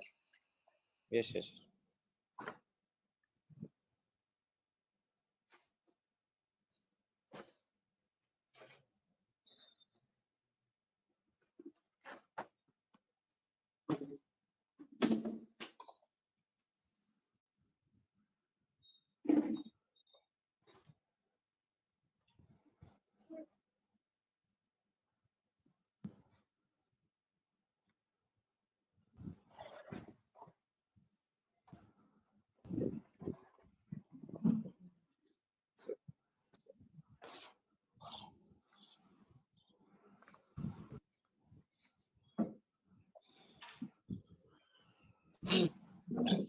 Okay. How does it sound now, guys? It is audible now. Yes, now it is It's clear. audible. Background disturbance, no kind of issues. Yes, yes. Perfect, perfect, perfect. Okay, guys. So let's get started without any further ado. So as I've mentioned, in today's class, we'll be going with basic networking concepts. We'll discuss what IPv4 addresses are. Okay. So before diving into IPv4 addresses, let's try to understand what a network is and what a host is. Now, these are very two simple words that you keep coming across every single day. Okay. A host is nothing but an information device. Okay. Any information device which is capable of communicating with other devices is known as a host. Okay. It could be a mobile phone, it could be a router, it could be a laptop, a personal computer, or any other device, an information device. Okay, which is capable of communicating with other devices. Now, when you have such devices connected to each other, okay, which can communicate with one another, that forms a network. Okay, so a network is a collection of hosts which can communicate with each other and transmit data. Now, just like how we humans communicate with one another, we have our respective names. Okay, I can address you by your name. You can call me by mine, okay, and we can communicate with one another. We have our unique identities, okay. Similarly, these information devices as well have their unique identities, okay. So when they communicate from one device, when it wants to send packet to another device, it has a unique address for each device, okay, and on that address they communicate with one another, and that address is known as the IP address, guys. IP stands for Internet Protocol. This was built by the US military late in the 1950s or 1960s, okay, and there was IP version 1, IP version 2, IP version 3. All these were unsuccessful attempts. They were you could say experimental. What successfully worked out was the IP version 4, and we are still using that in today's world also. IP version 4 in simple terms is Internet Protocol version 4, okay, and that is what we'll be discussing about in today's class, okay. Anyone here who already knows about IPv4 addresses and who's familiar with these networking concepts? No, sir. Anyone? I'm not familiar, but I know the any some, like whenever I was doing programming, networking programming in college days. So since the networking, I know how to join the socket networking programming. I know some networking IP address, and also I've studied through MCA curriculum. So Right. Okay, perfect. No worries, guys. Just in case, even if you don't have any idea, we'll be going from the very basics, okay, from the binary itself, okay, to understand what these IP addresses are. Just as a information question, I just wanted to know if anyone was familiar. If not, also don't worry at all. Okay. So I hope you know why we need IP addresses, guys. IP addresses are nothing but acting as an identity for each device. Just like how we have our names, you can address me by mine, I can call you by yours. Similarly, devices communicate with one another depending on IP address. Okay. Now, how does this IP address look like? Okay. Our names have alphabets in them: SHOAIB, SIVA, Shiva, and so and so. But IP addresses are completely numeric based. Okay. Specifically IPv4. Okay. IPv4 are completely numerical or decimal addresses. Okay. It's a 32-bit address, first property. Now, what is a bit? A bit is nothing but the smallest data format. Okay. It comprises of either 0 or 1. Okay, and your IPv4 address is a 32-bit address. What I mean by 32 is that it contains 32 zeros and ones like these consecutively. Okay, and these 32 zeros and ones are divided into 4 equal parts. Each part is known as a octet. Okay, octa in the sense 8 bits. Okay, so you have 4 parts, it's 8 bits each. Okay, and each of this is known as a octet. In simple terms, it can also be called as a byte. Okay, and each octet or each byte is separated by a dot symbol. This is how computers know IP addresses to be like. Okay, this language is known as the binary language of zeros and ones, and your computers or information devices all communicate on binary language only. But for us humans, it's quite tough to understand binary. Okay, so we can calculate it now. If you're quite familiar, if you have some experience, you can calculate binary in your mind itself. But looking at it and understanding it's quite tough. Okay, so in today's class, we'll understand how we can convert any binary number to a human readable format, to a decimal number. Okay, decimal numbers are from 0 to 9. Okay, these are human readable, what we use regularly from day-to-day life. Okay, what computers communicate on is binary data. Okay, so today we'll understand how to convert binary data to decimal data and how we can range the IP addresses. Okay, before that, a quick introduction on data formats. As I've mentioned, 1 bit is nothing but a value of 0 or 1. When you combine 8 such bits, that becomes a byte. Okay, in simple terms, it can also be called as an octet. When you combine 1024 bytes, that becomes a kilobyte. Your textpad files, your contact applications, and all these are in kilobytes of data. Okay, when you combine 1024 kilobytes, that becomes a megabyte. Okay, your PDF documents or your music files are in megabytes of data. 1024 megabytes becomes a gigabyte. Okay, your movie files or larger softwares are in gigabytes. 1024 gigabytes becomes a terabyte. Your hard disk is in terabyte storage data, and 1024 terabytes becomes a petabyte. We have never used petabytes until now. This petabyte data is usually used by cloud organizations. Okay, OneDrive, Google Cloud, blah blah blah. Okay, now let's understand how to convert this bit data or binary data into decimal data. Okay, so what I've done is I've taken down this first octet over here, 10101010, and I've written it down over here, as you can see, in an expanded format. Now to convert this, there are 2 simple methods. Method number 1 is there's two simple steps to it, not methods, sorry. Okay, there's one method only. okay, and with two simple steps. Okay, step number one is you write down the values from 2 to the power 0 all the way up to 2 to the power 7 from right to left. Okay, why specifically 2 to the power? Because this is binary data. You have only two possibilities, either a 1 or a 0. So first 2 power 0, then 2 power 1, then 2 power 2, then 2 power 3, then 2 power 4, then 2 power 5, 2 power 6, and 2 power 7. Let's write down the values for that. 2 power 0 is nothing but 1. Anything to the power 0 is always equal to 1. Okay, that is a mathematical rule. 2 power 1 is equal to 2. 2 power 2 is nothing but 2 into 2, which is 4. 2 power 3 is 2 into 2 into 2, that is 8. 2 power 4 is 16. 2 power 5 is 32. 2 power 6 is 64. And 2 power 7 is 128. Okay, now to convert this number, all you have to do is, just a second guys, let me open up Zoom so that I can draw on the screen. Give me a second.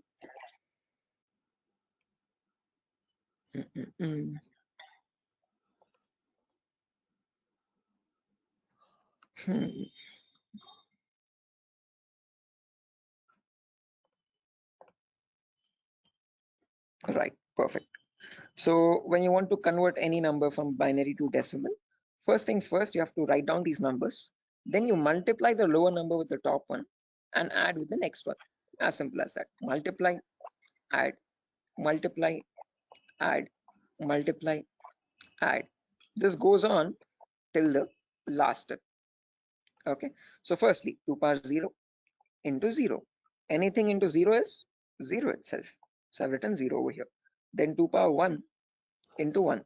That is 2 power 1 is 2. As you can see, I've written the value over here. Into 1 is the value itself, 2. 2 power 2 is 4. 4 into 0 again, we have 0. 2 power 3 is 8. 8 into 1, 8 again. 2 power 4 into 0, 0. 2 power 5 into 1, 32. 2 power 6 into 0, 0. And 2 power 7 into 1, that's 128. Now when I add all this up, 128 plus 32 plus 8 plus 2, that becomes 170. So when we humans read the number 170, the computer does not understand it like 170. It understands it like 10101010, something like on signal, off signal, on signal, off signal, on signal, off signal, on, off, like that 4 times. Okay. So is this clear, guys? Any questions or doubts up to this part? Like how we have converted this binary number to a decimal number? How we know that 170 is equal to 10101010? Any questions for anyone? Again, guys, if you have any questions or doubts, please feel free to raise your hand or let me know. You can interrupt me at any certain point. Okay, no issues at all. If you want me to repeat a concept also, please do let me know. I will repeat it as many times as you want. Okay. So guys, any questions up to this part? How we have converted this binary number to a decimal number? Shiva, Sujata, Bharati, Tripti, Vidyadhar. Who else is there? Hello. Biswajit, Chaudhary, Prasad.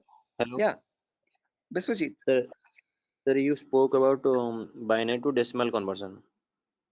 Sorry, decimal to binary conversion. Am I right? No, binary to decimal. I've converted Binary. this number 10101010 to So decimal number 170. all the numbers was converted into binary as a decimal. All the binary number is converted into decimal 170. Right. This specific number 10101010. Okay. How did we do that? We wrote down these numbers 2 power 0 all the way up to 2 power 7. Multiply the lower number with the top one and add with the next one. Multiply and add, multiply and add, multiply and add. And that's how I got the final result as 170. So this 170 in binary is equal to 10101010. Right. Is this clear, Biswajit? Yes, I am clear. I know and I clear. Perfect. If everyone has understood this, guys, I have another number over here, as you can see, 01011010. Can everyone convert this value and give me the answer for that? Take your time. You have the table over here as well. Okay. And as I've mentioned, you need to multiply the lower number with the top one. And just go with the next. Multiply and add, multiply and add. Okay. Take your time, guys, and let me know.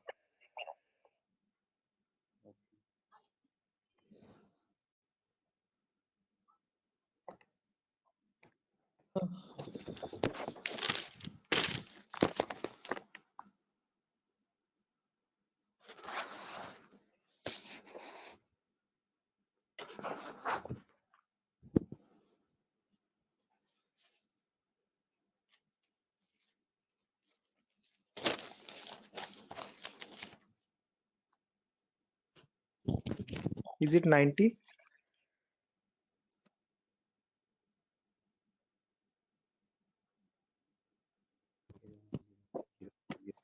Should be 90. Correct answer, guys. 90 is the correct answer. Anyone else? Sir, are you going to provide us this text file also, or like we have to take notes in means No, handwritten notes? definitely. I'm gonna give this file at the end of the class. I'll take down all your email addresses, and on your email, I'll send this document directly. You don't need to take any separate notes, guys. I'm gonna send this document file. Just in case, as the class goes on, if you want to take down any running notes to note down any important points also, you can. Okay. But all these documents, all these notepad files will be given to you directly. Okay. So yeah, guys, I've received a correct answer from a lot of people over here. Again, as I've mentioned, just multiply the lower number with the top one and go on till the last. So this will be 2 power 0 into 0 plus 2 power 1 into 1 plus 2 power 2 into 0 plus 2 power 3 into 1, like that till the end, 2 power 7 into 0. Okay. To anywhere you have 0 over there, 2 power 0 into 0, just put that 0. 2 power 1 into 1, that's 2. 2 power 2 into 0, that's 0. 2 power 3 into 1, that's 8. 2 power 4 into 1, that's 16. 2 power 5 into 0, that's 0 again. 2 power 6 into 1, 64. And 2 power 7 into 0, 0. When you add all that up, 64 plus 16 plus 8 plus 2, you get the number 90. Anyone over here who has not got the number 90, guys, please do not feel shy. Again, if you're getting all the right answers, you're doing much great than me. In my first day, I could not solve this at all. Okay, I was a very dumb guy. So please, no shame in that. Okay, it's completely fine. Okay, because you need to get this concept very right in order to proceed with the further concepts. If you're failing at this one, it's gonna get a bit complex further down the lane. Okay, so any questions on this part, please do not hesitate to let me know. Okay, assuming everyone has got this right. With the other, yeah, exactly. The reason I'm showing you all this is to understand the range of IP addresses now. That's a great question. I was about to ask you. Again, I tell you myself, like in a real-time scenario, you would never have a necessity to convert a binary number to decimal or vice versa. But the reason why I'm showing you this is so that we can understand the whole range. So if you remember, I've told you, IPv4 addresses are 32-bit address. Okay, so in that 32-bit address, if I wanted to get the first IP address, all I have to do is put all zeros everywhere. Okay, now when you put all zeros everywhere, when you convert that, you get the final IP address as 0.0.0.0. Okay, but if you want to get the last IP now, you have to put all ones everywhere. Okay, in all the octets I've put all ones. So when I convert that, now there will be 2 power 0 into 1 plus 2 power 1 into 1 plus 2 power 2 into 1 all the way up to 2 power 7 into 1. So that would be 1 plus 2 plus 4 plus 8 plus 16 plus 32 plus 64 plus 128. So that is how you get the number 255. Okay, so the last IP in the IPv4 range will be 255.255.255.255. You will never have a number above 255. The reason being, now you know, because when you convert from binary to decimal, the maximum number you can get is 255 only. So you can never have an IP address like 300.250 or 700.150, something like that. Okay, that's an invalid IP. Okay, whatever IP addresses you have, those numbers will always range between 0 and 255. Okay, is this clear, guys? Everyone, why only specifically 255? Yes, yes. Any questions up to this part? Perfect. No, this is Now the maximum. Maximum. Yeah, guys, was someone asking a question? No, I just asked you. This is the maximum IP address to be connected and maximum host to be connected. Yeah, that's the last IP address you could get in the IPv4 range, Biswajit. No, this is the like from 0 to 255 hosts should be connected, I think. Not necessarily. When we talk about IP addresses now from 0000 to 255, 255, 255, 255, we have around 4.3 billion IP addresses in total. Okay. What you're referring to is classes, guys. Class A, B, C. In class C, you can connect only 255 hosts. That is a much ahead concept. We'll reach there tomorrow. Okay. That's class C. Yeah, Vidyadhar. Exactly. Okay. So we have not come up to there, guys. So let's not jump ahead. That might confuse the other students. Okay. So we'll go in a very slow pace. Okay. We'll go step by step. Okay. Let's try to now we know the range of IPs. We know what IPv4 addresses are, how they look like. Okay, and what are the total like numbers, where are they starting from, and what maximum number can they hold. Okay, we know they start at 0000 and they end at 255, 255, 255, 255. Now in between these two numbers, how many addresses do we have is the main question. Okay, how many IPs are there? Okay, so for that, let's try to understand the sequence of sequence of IP addresses. Okay, and again, to understand sequence of IP, there are two simple rules. Rule number one is always start with the rightmost value. So if this is the first IP, 0000, next IP will be 0001, next IP 0002, next IP 0003, next IP 0004. This will go on up to 000255. Okay. After that, can I have an IP like 000256? Is this possible? No. Yes, this is not possible because 255th is the last IP that you can get in any octet. You cannot get a number above 255, guys. It is a very golden rule that you have to remember. Okay. Now, once this octet has reached the maximum value, there comes the rule number two. Only after the rightmost octet has been completely filled, then go to the left value. Okay. And after going to the left value, reset the rightmost value back to 0. Okay. What I mean by that is now this is completely filled. So now this left value 0 changes to 1. Okay. And the rightmost value 255 again resets back to 0. Okay. So next IP after 000255, next is 0010. Now don't directly jump from 0010 to 0020. That is wrong again. Okay. Rule number one, always go with the rightmost value first. So after 0010, you have 11, then 12, then 13, then 14. This goes up to 1255. Okay. After that, 20, then 21, then 22, then 23. Then you have 2255, then 30, 31, 32, 33, then 3255. Like that, it will repeat again and again and again. And somewhere you'll have 2550, 2551, 2552, 2553, 255, 255. Now, both these octets are filled, guys, as you can see. Okay. Again, rule number two. Once the Sir, rightmost octets are filled, what yeah, it signifies? those are the IP addresses, guys. Okay. So those are the IPs that devices can get in total. Okay. Okay, sir, continue. Right. Again, doesn't signify anything. I'm just showing the sequence of IPs. Okay. How do IP addresses progress from one another, one after the other, one after the other? Okay. Like after number one, you have number two, number three, number four. Like that, I'm showing you how IP addresses cycle one after the other. Okay. After 255, 255. Yeah. Is this class C or class B? This is the whole range of IP addresses. We have not come to classes, so forget that classes exist for the time being. Okay, I have not discussed what classes are. Okay, I have not discussed. I have not brought up the word class. Okay, so for the time being, just forget the word called class. When I come into it, then get reminded of it again. Okay, Biswajit, do not confuse yourself. I am right now just telling you how IP addresses progress from one after the other. Okay. So I'm just telling you what is the first IP. After that, what is the next IP? After that, what is the next IP? After that, what is the next IP? As simple as that. Okay. So after 00255, now this is completely filled. This is also completely filled. So now this 0 changes to 1. So after that, 0100, 0101, 0102, 0103. Then you have 10255. Then after that, this 255 becomes 0 and this 0 changes to 1. So 110, 111, 112, 113, 11255. Like that, the cycle repeats again and again and again. And somewhere you'll get 01 255, just like how we had 00255, you have 01255. Then after that, from 0200 to 02255, 0300 to 03255, like that, 0255000 to 0255255.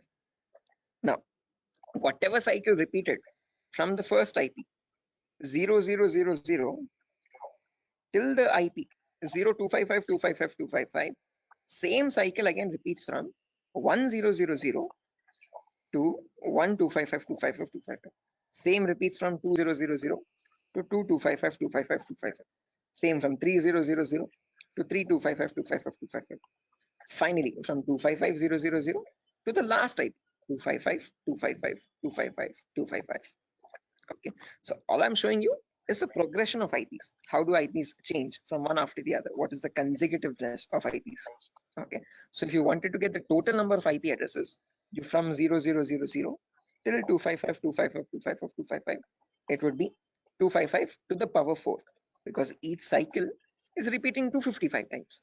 So the total number of IP addresses would be 4.3 billion IPs. Okay, which is the number equal to 255 to the power 4. So with the other, yeah, the correct number of IP addresses would be 255 to the power 4.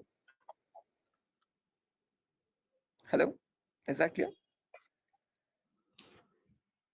Yes, sir. I understood something. Yeah. Okay, guys. Until this point, any questions, guys, for anyone? Again, do not get confused, guys. This is just to show you the sequence of IP addresses. In a real-time scenario, you would not need that anywhere. I'm just going very theoretically to get you familiar with the foundational concepts, like how IP addresses are built, how do they look like, what is the sequence of IP addresses, and so on. Going very basic. Okay. Sir, So you told. Hello. Yeah, Biswajit. Sir, you told that 4.3 billion IP addresses. That means, sir, I did not get it actually. That, yeah, again, how many IP addresses are there, Biswajit? If you remember, each octet is cycling 255 times. Okay, so this first octet, rightmost one, is going from 0 to 255. Okay, after that from 10 to 1255, again 255 times. So like that, each octet is cycling 255 times. So there are 4 octets now. So 4 octets in the sense 255 into 255 into 255 into 255. Basic permutations and combinations. Okay, and when you calculate that 255 to the power 4, you get the number 4.3 billion. Okay, so that is how we got that number. Is that clear, guys? Okay. Hello? Yes, sir. Yes, sir. I understood. Right. Perfect, guys. Now, my question to you guys is, in today's world, in the era of 2022, are 4.3 billion IPs sufficient? No. No, sir. No, sir. Definitely. Right, correct. Because the population itself is around 8 billion people, right? Close to 8 billion or 8.5 billion. 4.3 billion IPs are nowhere sufficient at all. Okay. Again, each person might use multiple devices in the network also. Okay. So that is why, to come up as a solution, they made these IPs into 2 different parts. Okay. Solution number 1 was they divided these IPv4 addresses into again 2 categories. One, something is known as public IPs, and there's another category called private IPs. Okay. This categorization, okay, or division of IPv4 into public and private IPs is known as NATing, network address translation. Okay, when they knew that this solution is also not working out, this might also still cause the IPs to go extinct, then they came up with another set of IP addresses known as the IPv6 address, guys. Okay, so not just IPv4, there's another version as well called IPv6 address, and these are 128-bit addresses. What we are seeing until now is just the 32-bit address. 128 in the sense 4 times the size, bit length size of IPv4. Okay, but in that you have trillions and trillions of IPs. Okay, not billions, but trillions. Okay, so we'll discuss IPv6 on a later date. Okay, but in today's class, we'll end it with public and private IPs. So let's try to understand what these public IPs are and private IPs are. Okay, so public IPs are the IPs given to you by your internet service provider.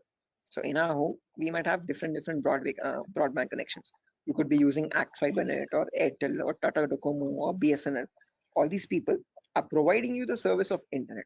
Hence, they are known as ISP, internet service providers. Okay, they give you access to the internet by giving you a public IP. Okay, so to your home, you might have a router. Okay, that router might be getting a wire from the outside. Okay, that outside wire, that cable is nothing but giving you the public IP. Okay, so if you want to check your public IP, you could just go to the browser, and in the browser you could just search what is my IP. What is my IP? And from that you can find, you get an IP address over here. If I click on the first link in the browser, you can see I'm getting my FiberNet from Act Fiber Beam. My location is Pedawalter, Andhra Pradesh, Vishakhapatnam. Okay, so this is my public IP. This is the IP I'm using from my ISP to access the internet or to take the Zoom session. Okay, locally in my network, now I have multiple devices. I have my phone, I have my laptop, I have my smart TV, I have my smartwatch, and so on. So these devices internally or locally also need IP addresses. What they use in a local network, in an intranet, is known as a private IP. So private IPs are the IP addresses provided locally in a network. Okay, so this can be given manually by you, by the network admin, or they can be given automatically as well from a DHCP server. Now, don't worry what this DHCP server is. We'll discuss about it in tomorrow's class. But one important thing to note is public IPs are used for connecting to internet. Private IPs are used in a local intranet. Intra is nothing but a local network, a small indigenous your house network or home network. Okay. So if I just draw this out to show you much clearly, let's say over here, this is my ISP. I hope the drawings are visible, guys. This could be my ISP, internet service provider. Okay, and I have my house over here in Vishakhapatnam somewhere. Okay, in my house I have multiple devices. I have my phone, I have my laptop, I have my smart TV, and I have my Wi-Fi router also. Okay, this router is getting a connection from the ISP outside externally. Okay, this is nothing but my public IP. Okay, this is the public IP part. Oh, sorry, public IP. Okay, on the intranet locally. Now these devices, every device will be connected to the router internally. Okay, by giving the correct Wi-Fi router password. Okay, and these devices will get the private IPs. Okay, my phone will get one private IP, my laptop will get a different private IP, and my smart TV could be getting a different private IP. Each of them will be unique in a local network. Okay, so this is where public IPs come into play, and this is where private IPs are used in a local network. Is this clear, guys? Any questions up to this part theoretically? Hello? Public ISP, private. Okay, sir. Any questions, guys? Sir, actually, internet, just. Yeah, internet is what you connect to the World Wide Web. Okay, whenever you're opening up your browser and connecting to any public website, okay, that public website is nothing but the internet facing site. Okay, your google.com or your yahoo.com, youtube.com, all these are the public addresses. Okay, private IPs are the local IPs. So your inside home network is a private IP network, and that private network is known as the intranet. Okay, and this is the intranet, INTRANET. Okay, intra is nothing but local network, and this is the internet. Okay, is this clear, guys? Sir, Any I questions have or a doubts up to this? question. Yes, please go ahead, guys. Sir, why they have been given private IPs? Like they are also connected with internet somewhere around. Okay. So like why they have been given private IPs? They should be public, right? Which ones? I didn't get your point. Who's Like asking the question, guys? the devices which are in the home, they are in private IP, right? So somewhere Yeah. around they are also in connection with the ISP. So they should be Okay. public, They should also be public. Yeah. So good question, Tripti, I guess. So whenever now let's notice over here. Let's say I have one phone over here and I have my laptop over here. Okay, let's say my brother's using my phone at the moment. Or let's say this is my phone. I'm browsing Facebook from my phone. My brother is using his laptop and he's also browsing Facebook. Okay. Now each of them, when they want to connect to the internet, okay, they will use the public IP. One, let's say this public IP is something like let me draw this out. Yeah, annotate. Let's say over here, my public IP is something like 1.2.3.4. Okay. Now, whenever we want to connect to facebook.com, we will use our public IP that we are getting from our ISP 1234. And using that IP, we will go and contact Facebook. And from Facebook, we will load our pages, internet or our Facebook feed or whatever it is. Okay. Now, let's say I am also browsing Facebook. My brother is also browsing Facebook from the same public IP. Now, how does Facebook know how to send my data to my phone exactly and my brother's data to the laptop or computer he is using? Okay, up to public IP, it will reach a router. But from the router, how does the router know which is the device which is holding my phone and which is the device which is holding my brother's laptop? That is where private IPs come into play. Okay, because my phone has a unique private IP where I have my account and my brother's laptop has his own unique private IP where that system has its own private unique address again. Okay, so private IPs are used to identify a device in a local network and send the packets exactly to that device. Are you getting the point, Tripti? Yes, sir. Got it. Okay, so public IP is used to give you access to public services on the internet. Okay, but let's say in a local network, so when you're connecting to your Wi-Fi router to access facebook.com, your packet from your phone will always reach router first. From the router, so sorry for that, from the router it goes to Facebook server, public server. But when it is coming, when the response is coming back, it comes to router with the public IP. From that public IP, how does it know where to go? How does it know which device to connect? Because in your same Wi-Fi network, there can be many devices, multiple devices at the same time, right? For that local network connection, there is where we'll be using the private IPs, importantly, in a local network to give identity to each device in a local intranet private network. Is that clear, guys? Yes, sir. Right. Sir, I have a Perfect. question. Yes. Sir, can we change a private IP address by ourselves? Yes, you can. Private IPs are in completely your control, and you can modify them according to your choice. There was another question in the chat. But why you be subnetting? Again, Vidyadhar, subnetting is only a concept to reduce the wastage of private IPs. Again, others who don't know what subnetting is, guys, do not get confused. This is a very advanced concept. We don't need to go into that depth of networking. Okay, but subnetting is where you can divide one class into multiple classes. So Vidyadhar, just to give you this answer, okay, others just ignore this. Okay, this is you could say gibberish for you for the time being. Okay, so Vidyadhar, let's say I have 50 devices in my network, but I'm using class C. Okay, so now if I have my let's say in my organization there are two departments, one is accounting and one is sales.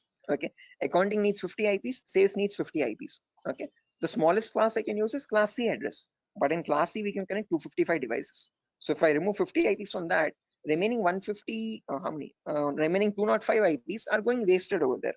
So what I can do is I can break that class C into much more smaller subnets. Okay, so I can make it into two subnets where in each subnet I have again 122 devices. Okay, if I want, I can break that into 4 subnets again, where each will have again 64 IP addresses. Okay, so subnetting is just use when you want to break down smaller classes and see to it that you're not wasting IP addresses. Okay, so what I can do is I can break this class C into 4 subnets. Okay, with each 62 devices each. Yeah, with the other. Sir, actually, I have a question that it is not correct or that we are saying that we are wasting IP addresses or anything else, because sir, we are we have many IPs. We can use it. You can, you definitely can. Okay, but just to So then not why get confused, let's say. IP addresses are wasting? Sorry.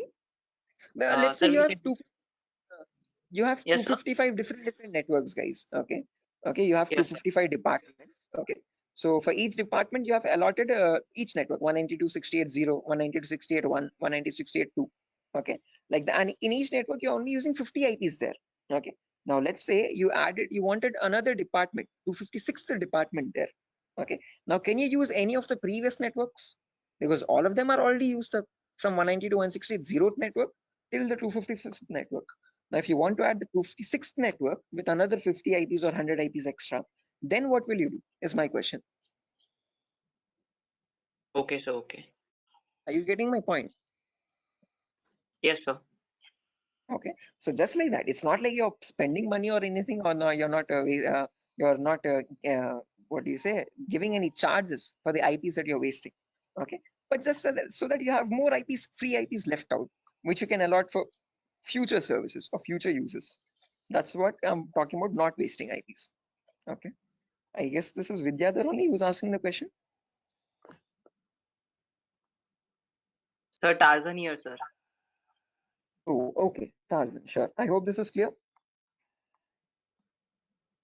Sir, hello.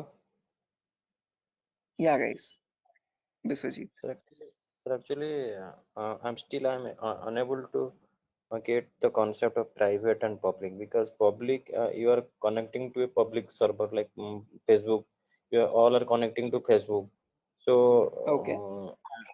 and they One are second. trying to access. Uh,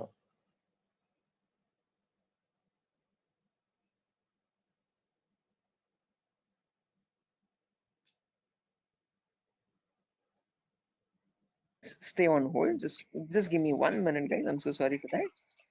Biswajit, just give me a minute.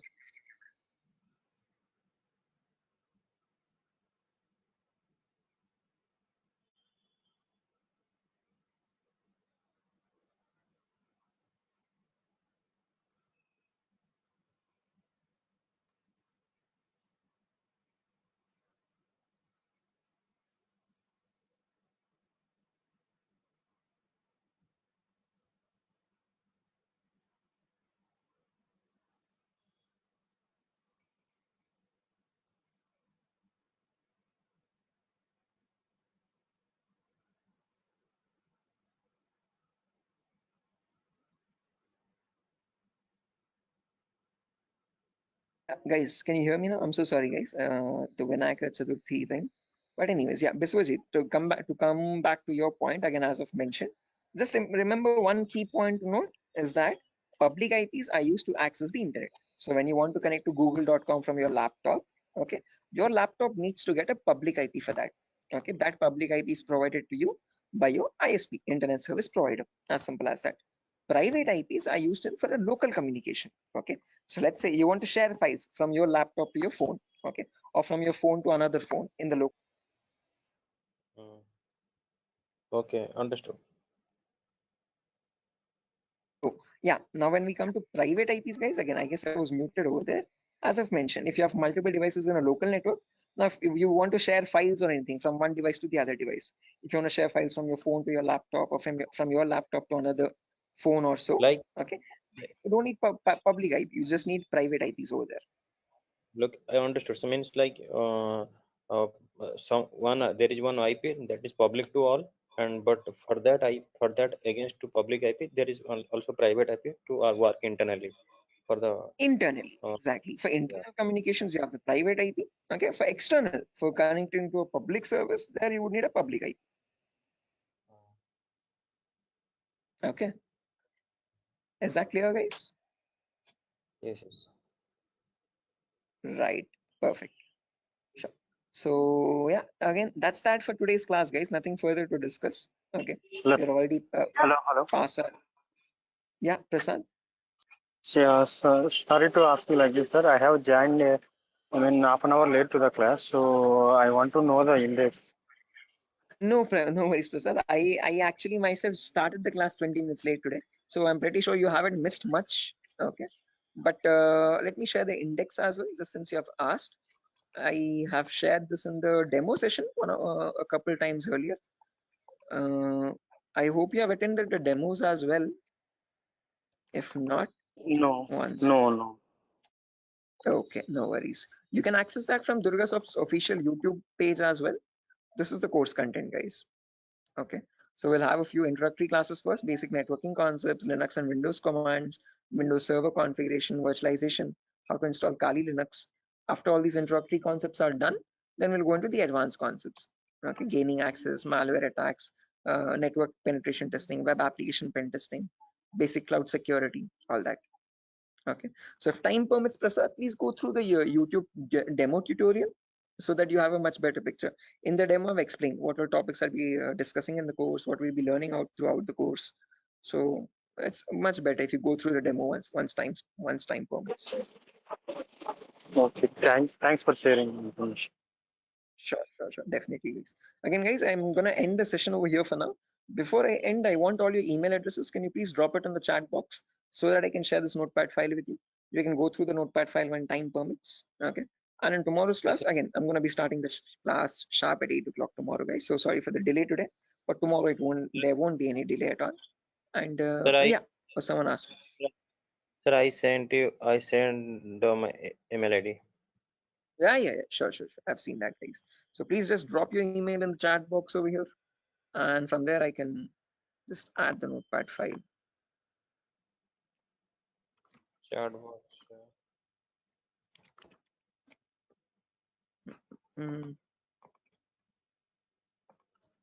Sir, organize the chat box. I have already sent my email ID. Sure thing. Nice.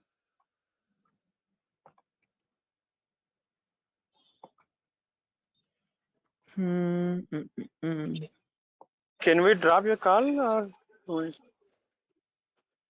can we what? Sorry. Can we drop your call or we have to wait? No. Once you have dropped your email, you can leave, guys. Not an issue. Okay. Once you've dropped your email in the chat box, you can leave. You can join back tomorrow at the same time, guys. Sir, are you gonna send that class from the starting demo session to now, or you will send from the today only? Sorry, I didn't get you. No, I asked you. So the today classes lecture you will send by mail, or you are gonna send from the starting demo sessions? Are you talking about the recording specifically, Biswajit? Huh. Or are you talking about just the notepad files? This is the only notepad for today's only, na? Yeah, only today's notepad. Okay, demo. Okay. I don't have a notepad file for the demo. It's just a presentation. Okay. You have the demo already on your YouTube. Okay, but you will be getting the recordings for these classes in a few days, guys. We still need to receive the payments and all. So once all the payments have been confirmed, the link is going to change. So if you have not made any payments yet, please initiate payments. And after that, we'll be sharing you the recordings as well. Until then, you'll only be getting the notepad files. Okay, sure. So I've got over here 1, 2, What is the 3. course fee? It's 8,000 rupees, guys. Oh. Okay. Sir, Okay, I've received 4 emails, guys, over here. Okay, sure. So yeah, that's it, guys. I'm going to send the notepad file, right? Sorry.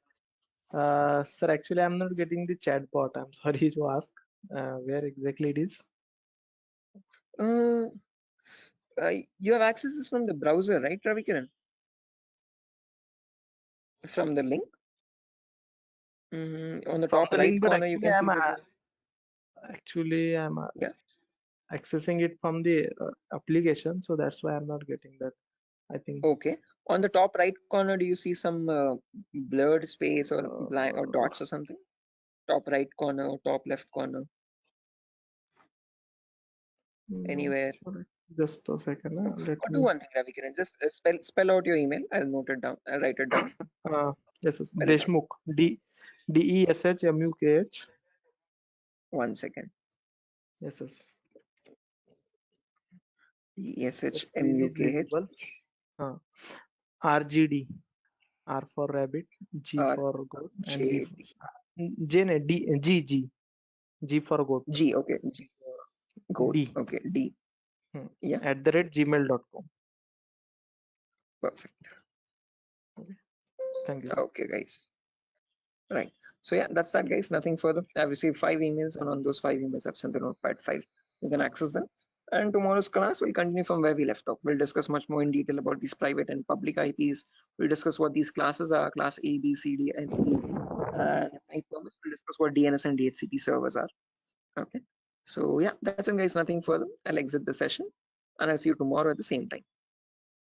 Okay, at 8 o'clock. Okay, sure. Bye bye, guys. That's it. Bye, guys. Thank you, sir.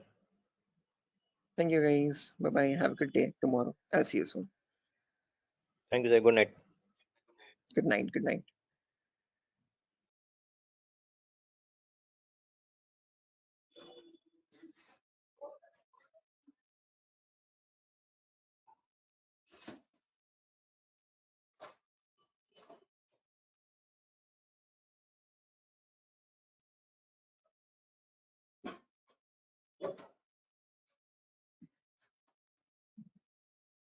Okay, guys, can you see my screen?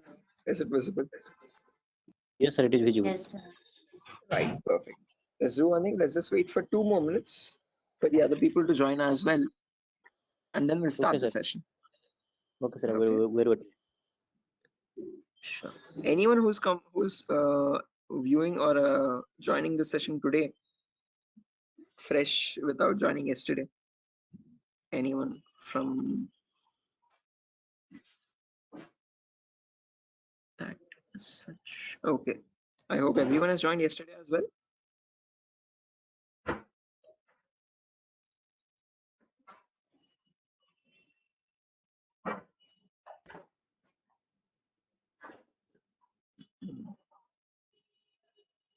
Oh, Anand, this is your first class. Achha. Okay, Anand, I'll do one thing. I'll just take a quick recap of whatever we discussed yesterday. In the meanwhile, okay, there's Biswajit, Mamoon, Ravikiran. Ravikiran, did you call me in the evening, Ravikiran? I was a bit out. I was a bit busy. I'm so sorry you couldn't attend to your call. I thought of calling. Yes, sir. Actually, It I slipped my called you mind. because I had one query. So, Achha. I will call you. I will ask you on a telephone call only. Sure. Again, I have a class till 10 o'clock after your batch also. So give me a call after 10. Okay. Okay, sir. No problem. Thank you. Sure. Okay. Then Shiva, Sujata, Tripti. Okay. Tripti, I have received your email as well. I'll be sharing the notepad file today. I'm so sorry I couldn't do it yesterday. Okay, so no problem. Sure. Okay, so a quick recap, guys, on yesterday's class. We were discussing basic networking concepts. Let me open up my networking document.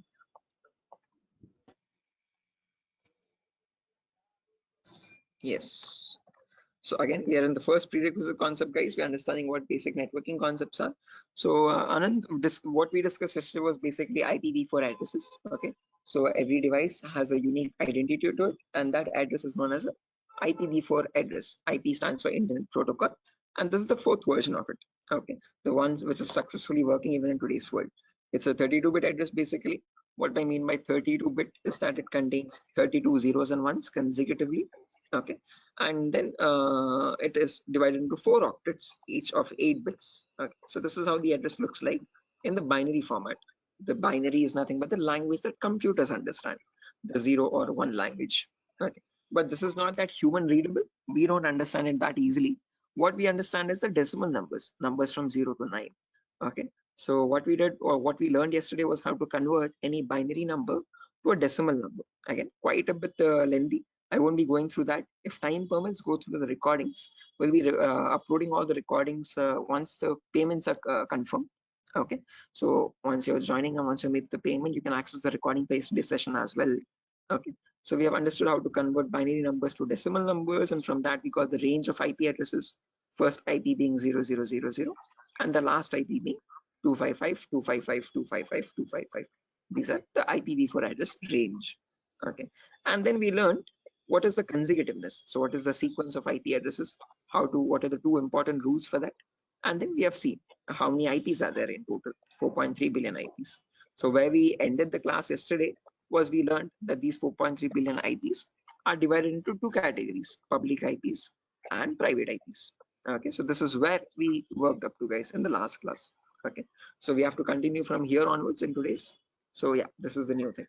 Okay, so let's get started, guys, without any further ado. So if you remember yesterday, as I've mentioned, there are 2 categories, public and private.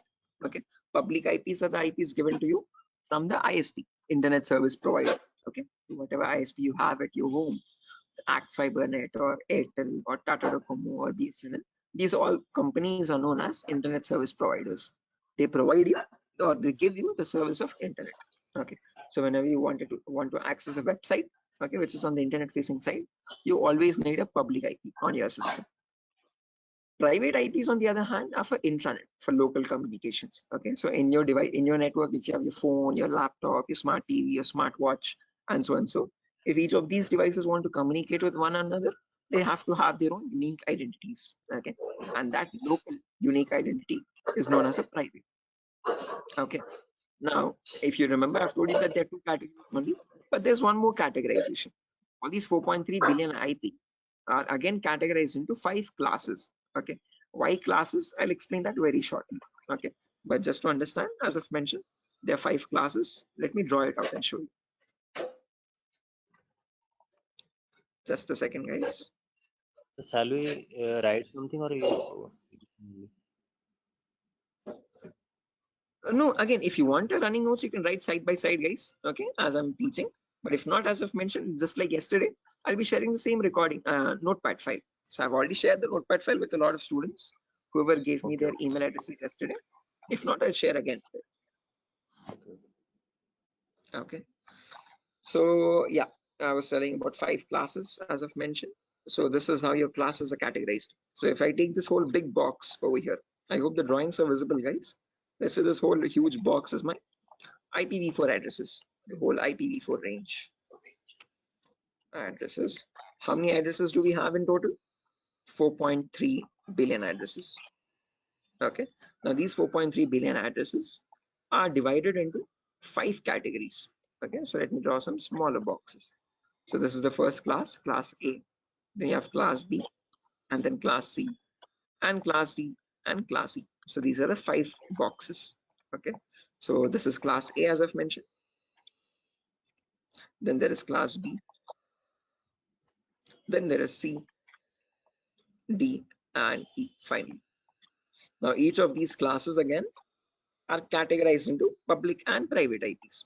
We have already seen this yesterday. So this has some public and private IPs. This has some public and private IPs again, class B. Class C also has some public and private IPs. Class D and class C, there are no private IPs. All of them are directly public. So class A has a few public IPs and a few private IPs. Okay. Similarly, class B also public and private. Class C also public and private. But class D and class E, they have no private IPs. All of them are public IPs only directly. Okay. So if you want to take a screenshot or anything, guys, you can take a screenshot of this image of like a classification of IP addresses, a very simple diagram. Okay. So from this diagram, you can remember which classes have what type of IPs. Okay. So can I clear the drawings, guys, if you're done? Yes, sir. Right. Now, let's try to understand the range of each of these classes now, one by one. So as I've mentioned, the first IP starts at 0000. Last IP ends at 255, 255, 255, 255. These are my 5 classes. And guys, you have to memorize these values. Okay, these 5 lines of data. So class A starts at 0000, and this ends at 127, 255, 255, 255. Since this is ending at 127, and all these 3 octets are filled to 55s, then the next number starts at 128. So class B, that is why, starts at 128,000 and ends at 191, 255, 255, 255. Since this is ending at 191, class C starts at 192,000. And this goes all the way up to 223, 255, 255, 255. Since this is ending at 223, class D starts at 224 and ends all the way up to 239, 255, 255, 255. And finally, since this is at 239, class C starts at 240. So all you have to remember is 4 numbers, guys. This 127, 191, 223, and 239. Easy ways to remember. On left side, you have all even numbers. Right side, you have all odd numbers. Okay, 0 to 127, 128 to 191, 192 to 223, 224 to 239, 240 to 255. Okay, on the left side, you have all zeros. On the right side, you have all 255s and 3 options. Okay. Now these are the classes: class A, B, C, D, and E. Again, in each class, if you remember, I've told you they are public and private IPs. So in class A, between 0000 and 127, there's a range 10000 to 10255. These are the public, private IPs in class A. Any IP outside this range by default is a public IP. That is a key important rule to remember. Okay, any IP between this range is a private IP. Any IP outside this range in class A is a public IP. Okay, similarly in class B also, between 128 and 191, there's a small range 172.16.00 to 172.31.255.255. This is the private IP range in class B. Any IP inside this is a private IP. Any IP outside this range is a public IP. Similarly in class C also, between 192 and 223, 190 to 168.00 to 190 to 168.255.255. Any IP inside this range is a private IP. Any IP outside this is a public IP. Okay, so just to practice out these ranges, guys, I'm going to write down 10 IPs as examples, and you have to look at these numbers. Okay, you have to look at these 8 lines of data and tell me which IP is belonging to which class and whether they are public or private IP. Okay, let me quickly write down a few IP addresses, guys, over here. Okay, one last time just to make you understand. If you take a class A example, so between 0000 and 127.255.255.255. So this is the whole class A range, guys, as you can see, between 0000 and 127.255.255.255. So in between this, there's a small range 10.000 to 10.255.255.255. This is the private IP range. Okay, any IP inside this range is a private IP. Any IP outside that, so from 0000 to 9.255.255.255, these are public IPs. Again, after 10, you have 11.000 to 127.255.255.255. These are also public IPs. Okay, so in the whole range, you have in between private IPs, and outside that you have public IPs. Is this clear, guys? Any question or doubt up to this part? No, I understood. Anyone? Right, everyone? Anyone who has not, please do not hesitate, guys. Please let me know. If you want, I will explain again. Anyone who wants me to explain this again, guys, who has not understood this? Perfect. Okay, guys, I hope you're not being shy or anything. Please do not hesitate, guys. It's going to be your loss. If you want me to explain, I'll try to explain in much better formats as many times as you want. Okay, the main objective is that you do not get confused here. Okay, because these are very important foundational concepts. Okay, so what I'm going to do now is I'm going to write down 10 random IPs. You have to look at these ranges and tell me which IPs, which class, and whether they're public or private. So let me quickly write them down.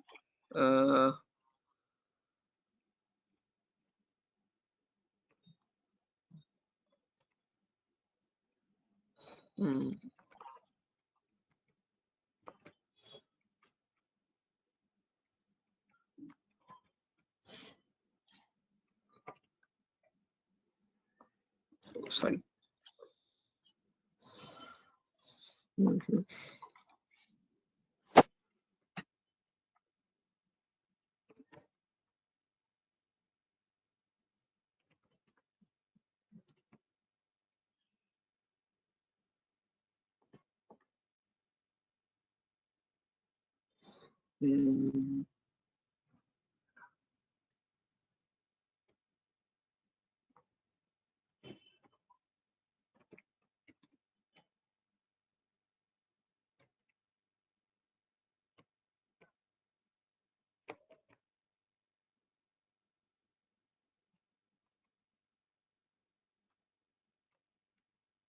Okay, so I have 10 IPs over here, guys. Look at the first IP, 10, 20, 30, 40. Now tell me which class it belongs to first. Class A.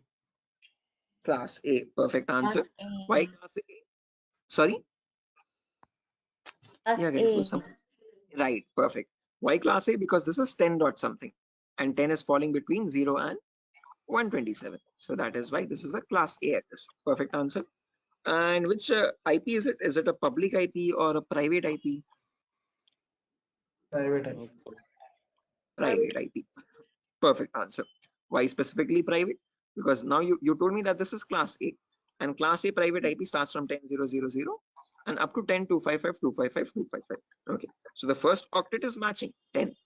After that, the remaining 3 octets, it can be any number between 000 and 255, 255, 255. So this is a private IP. Okay, next IP, guys. Class C. Sorry, class B. B for Batman. C. C. Okay, C for cat. How many of you say this is class C, guys? Everyone, or any other answers? No, the Class 190 C. plus C. Right, class C. Correct answer, guys, everyone. Sujata, was that you who answered first, or Tripti, was that you? Yes, sir. Sujata, okay, right. Okay, after that, now can you tell me which IP it is, whether it's a public IP or a private IP? 192, 168. It's a public. It's a public I IP. guess private. Okay, I have what do you say, conflicting answers over here. Some of you are saying public IP, some of you are saying private IPs. How many It's of a you are voting for public IP? Yes, sir. Public. no, sir, private. The private, because you have written here 192 private IP class C. Okay, But 192. it is from 168. It is 165. So it should be 192, private 168. public IP address. The Yes, private correct. IP. So you have mentioned over. No. Yeah, Biswajit, point is right. Okay, if you take the first octet, 192 is matching, well and good. Okay, but if you observe the remaining 3 octets also, this is 165. Okay, and in private IP, it's starting from 168.00 to 168.255.255. Okay, number is 165, which is outside that range. So therefore, this is a public IP. Okay, so you answered correct first time, and then you changed your answer later on. So again, no confusion. So in class A, it should be between 10 and 10. Remaining 3 octets, doesn't matter what they are. In class B, it should be between 170 to 16 and 170 to 31. Okay, doesn't matter what the remaining 2 octets are. In class C, it should be between 190 to 168.00 and 190 to 162.255.255. So these two should match first 2 octets. Remaining 2 doesn't matter what they are. These 00.255.255 doesn't matter. Okay. Next IP 172.16.01. Which class? Class B. Class B. Private. B. Perfect. Private. Public or Yeah. Private. private IP? Perfect answer. Next one, guys.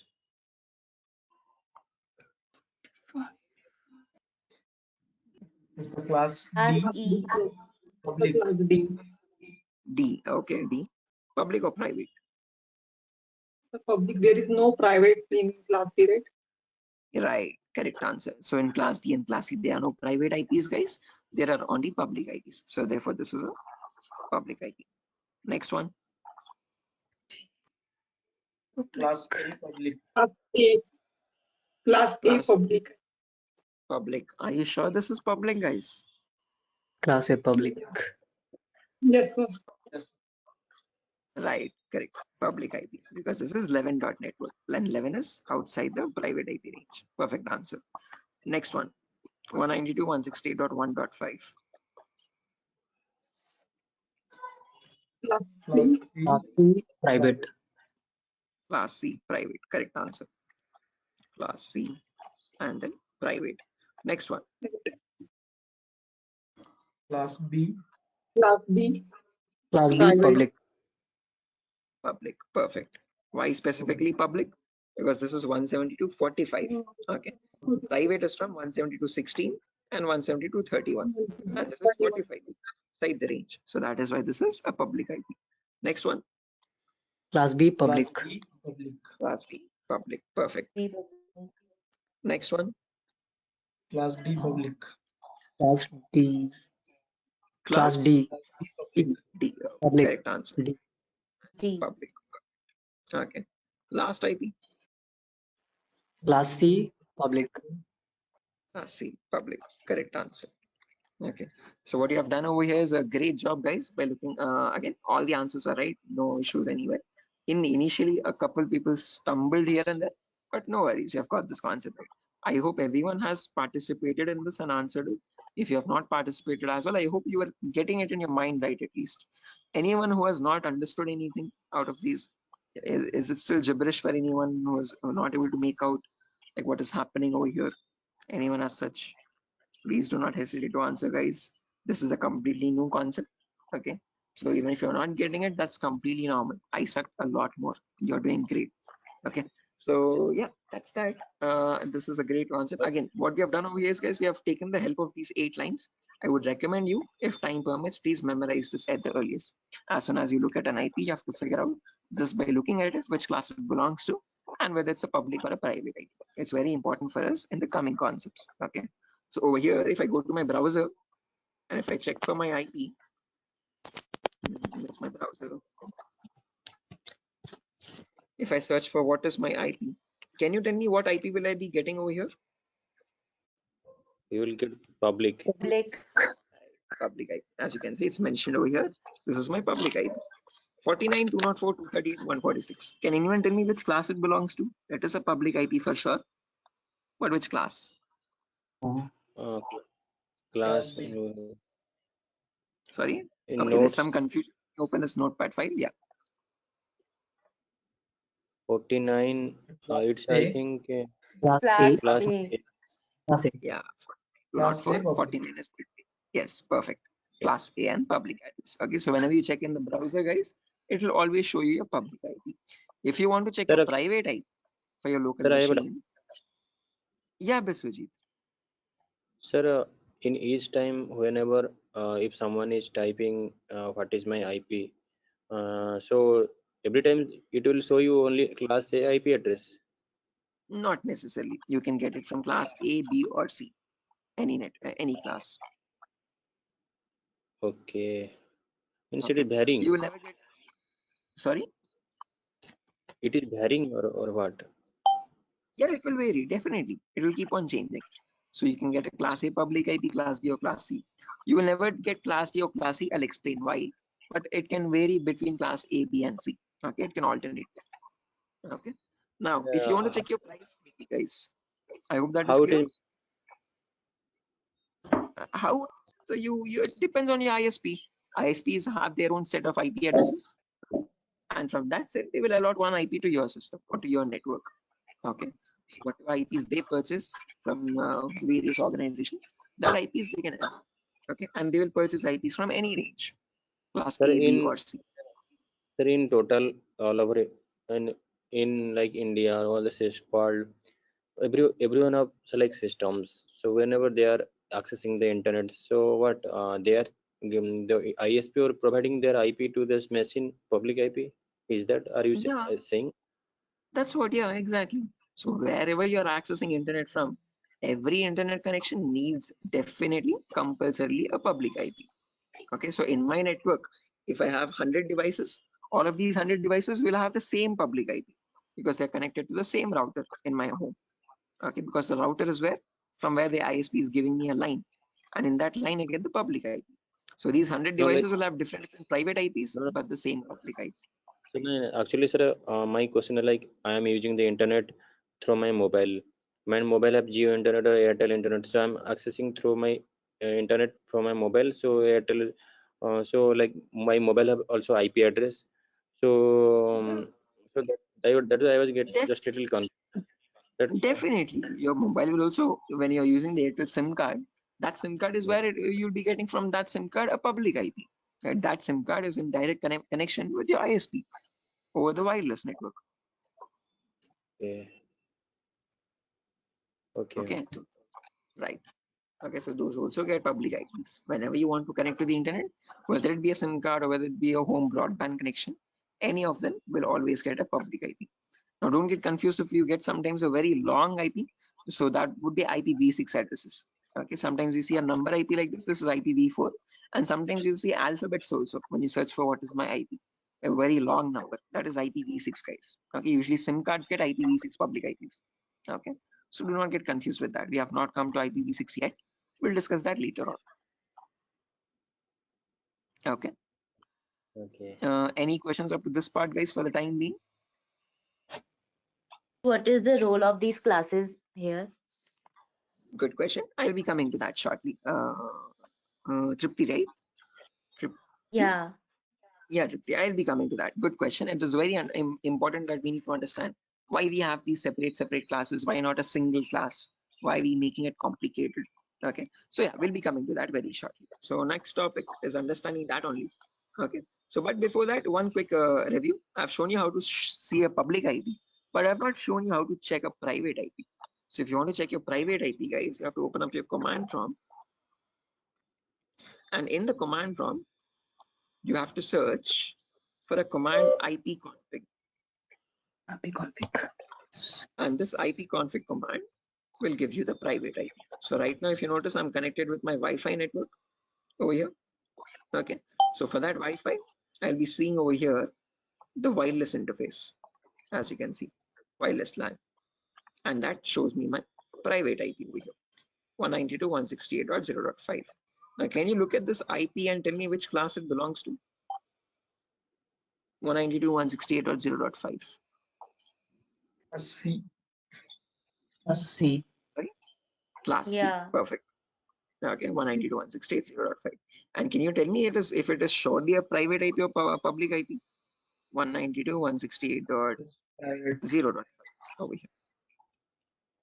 Right. Okay. As you can see, it is falling Private. between this. So that is why, therefore, it's a private IP. Okay. Now, coming to the next part, why do we need these classes? Okay, what is the necessity? Why not one single class? Okay, so for that, we need to understand something called network portions and host portions. So I'll write down what these network and host portions are, and then we'll understand these portions one by one. Class A has one network portion and 3 host portions. Class B has 2 network portions and 2 host portions. Class C has 3 network portions and 1 host portion. Class D and Class E have no host portions. All of them are network only. So as you're progressing down, you can see the network portions are increasing one by one. Class B has only one network portion. Class B has 2 network portions. 1 second, I'm receiving an audio back. Guys, I'm going to mute everyone. Okay, if you have any queries, please feel free to unmute yourself. Okay, because there's some background disturbance.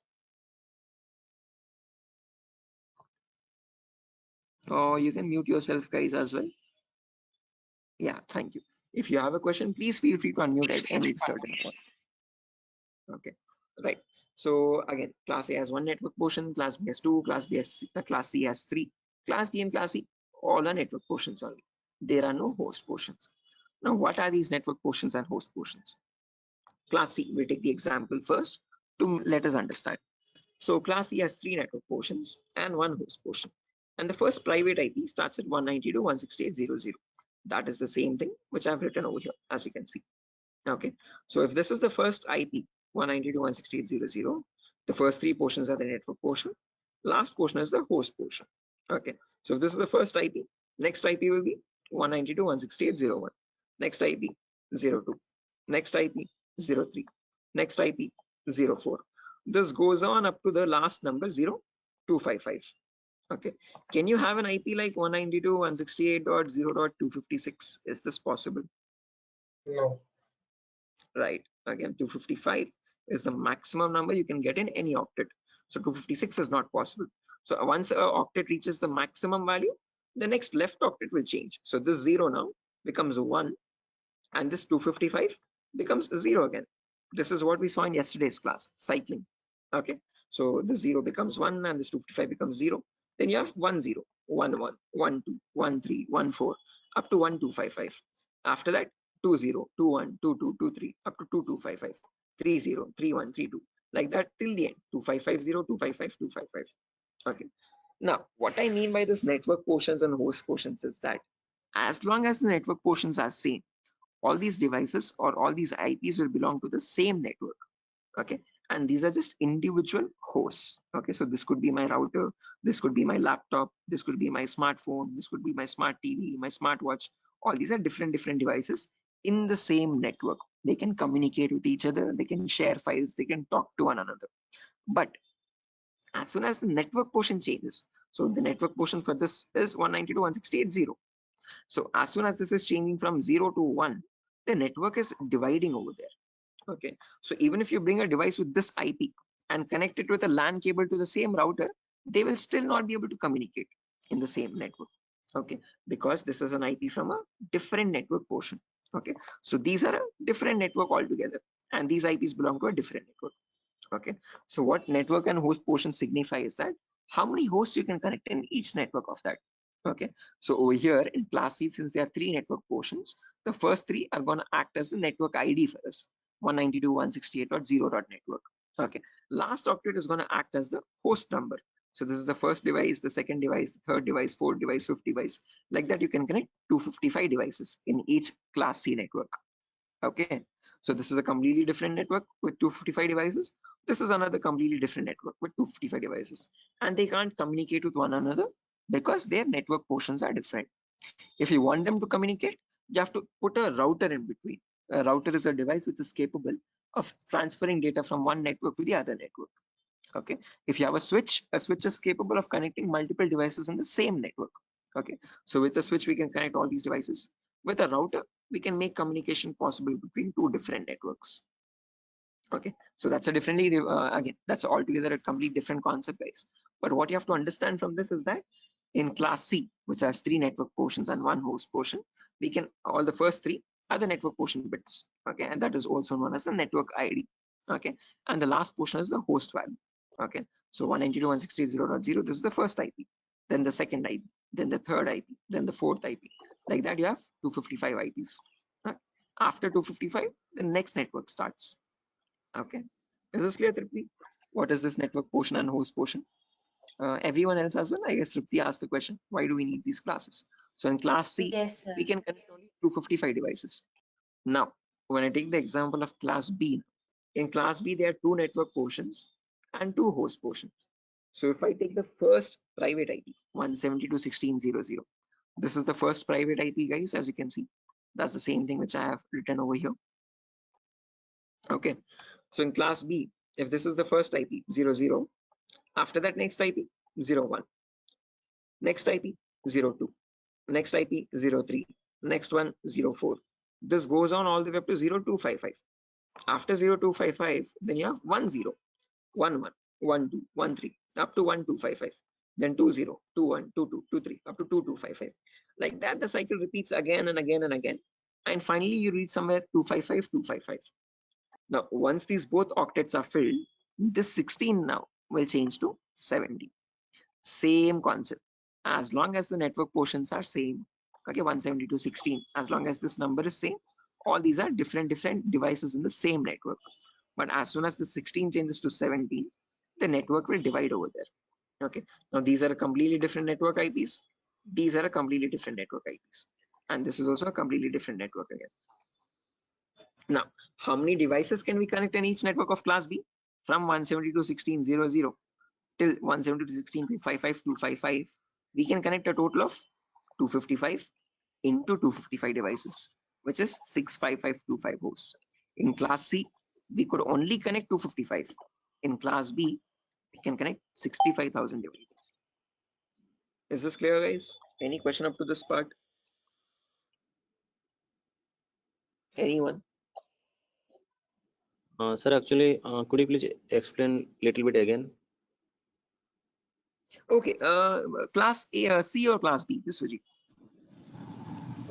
No, actually, I understood class C has some portion, class Yeah, one class. second. Right, sure. So again, as I've mentioned, each class has its own network and host portions. Class A has only 1 network portion, class B has 2 network portions, class C has 3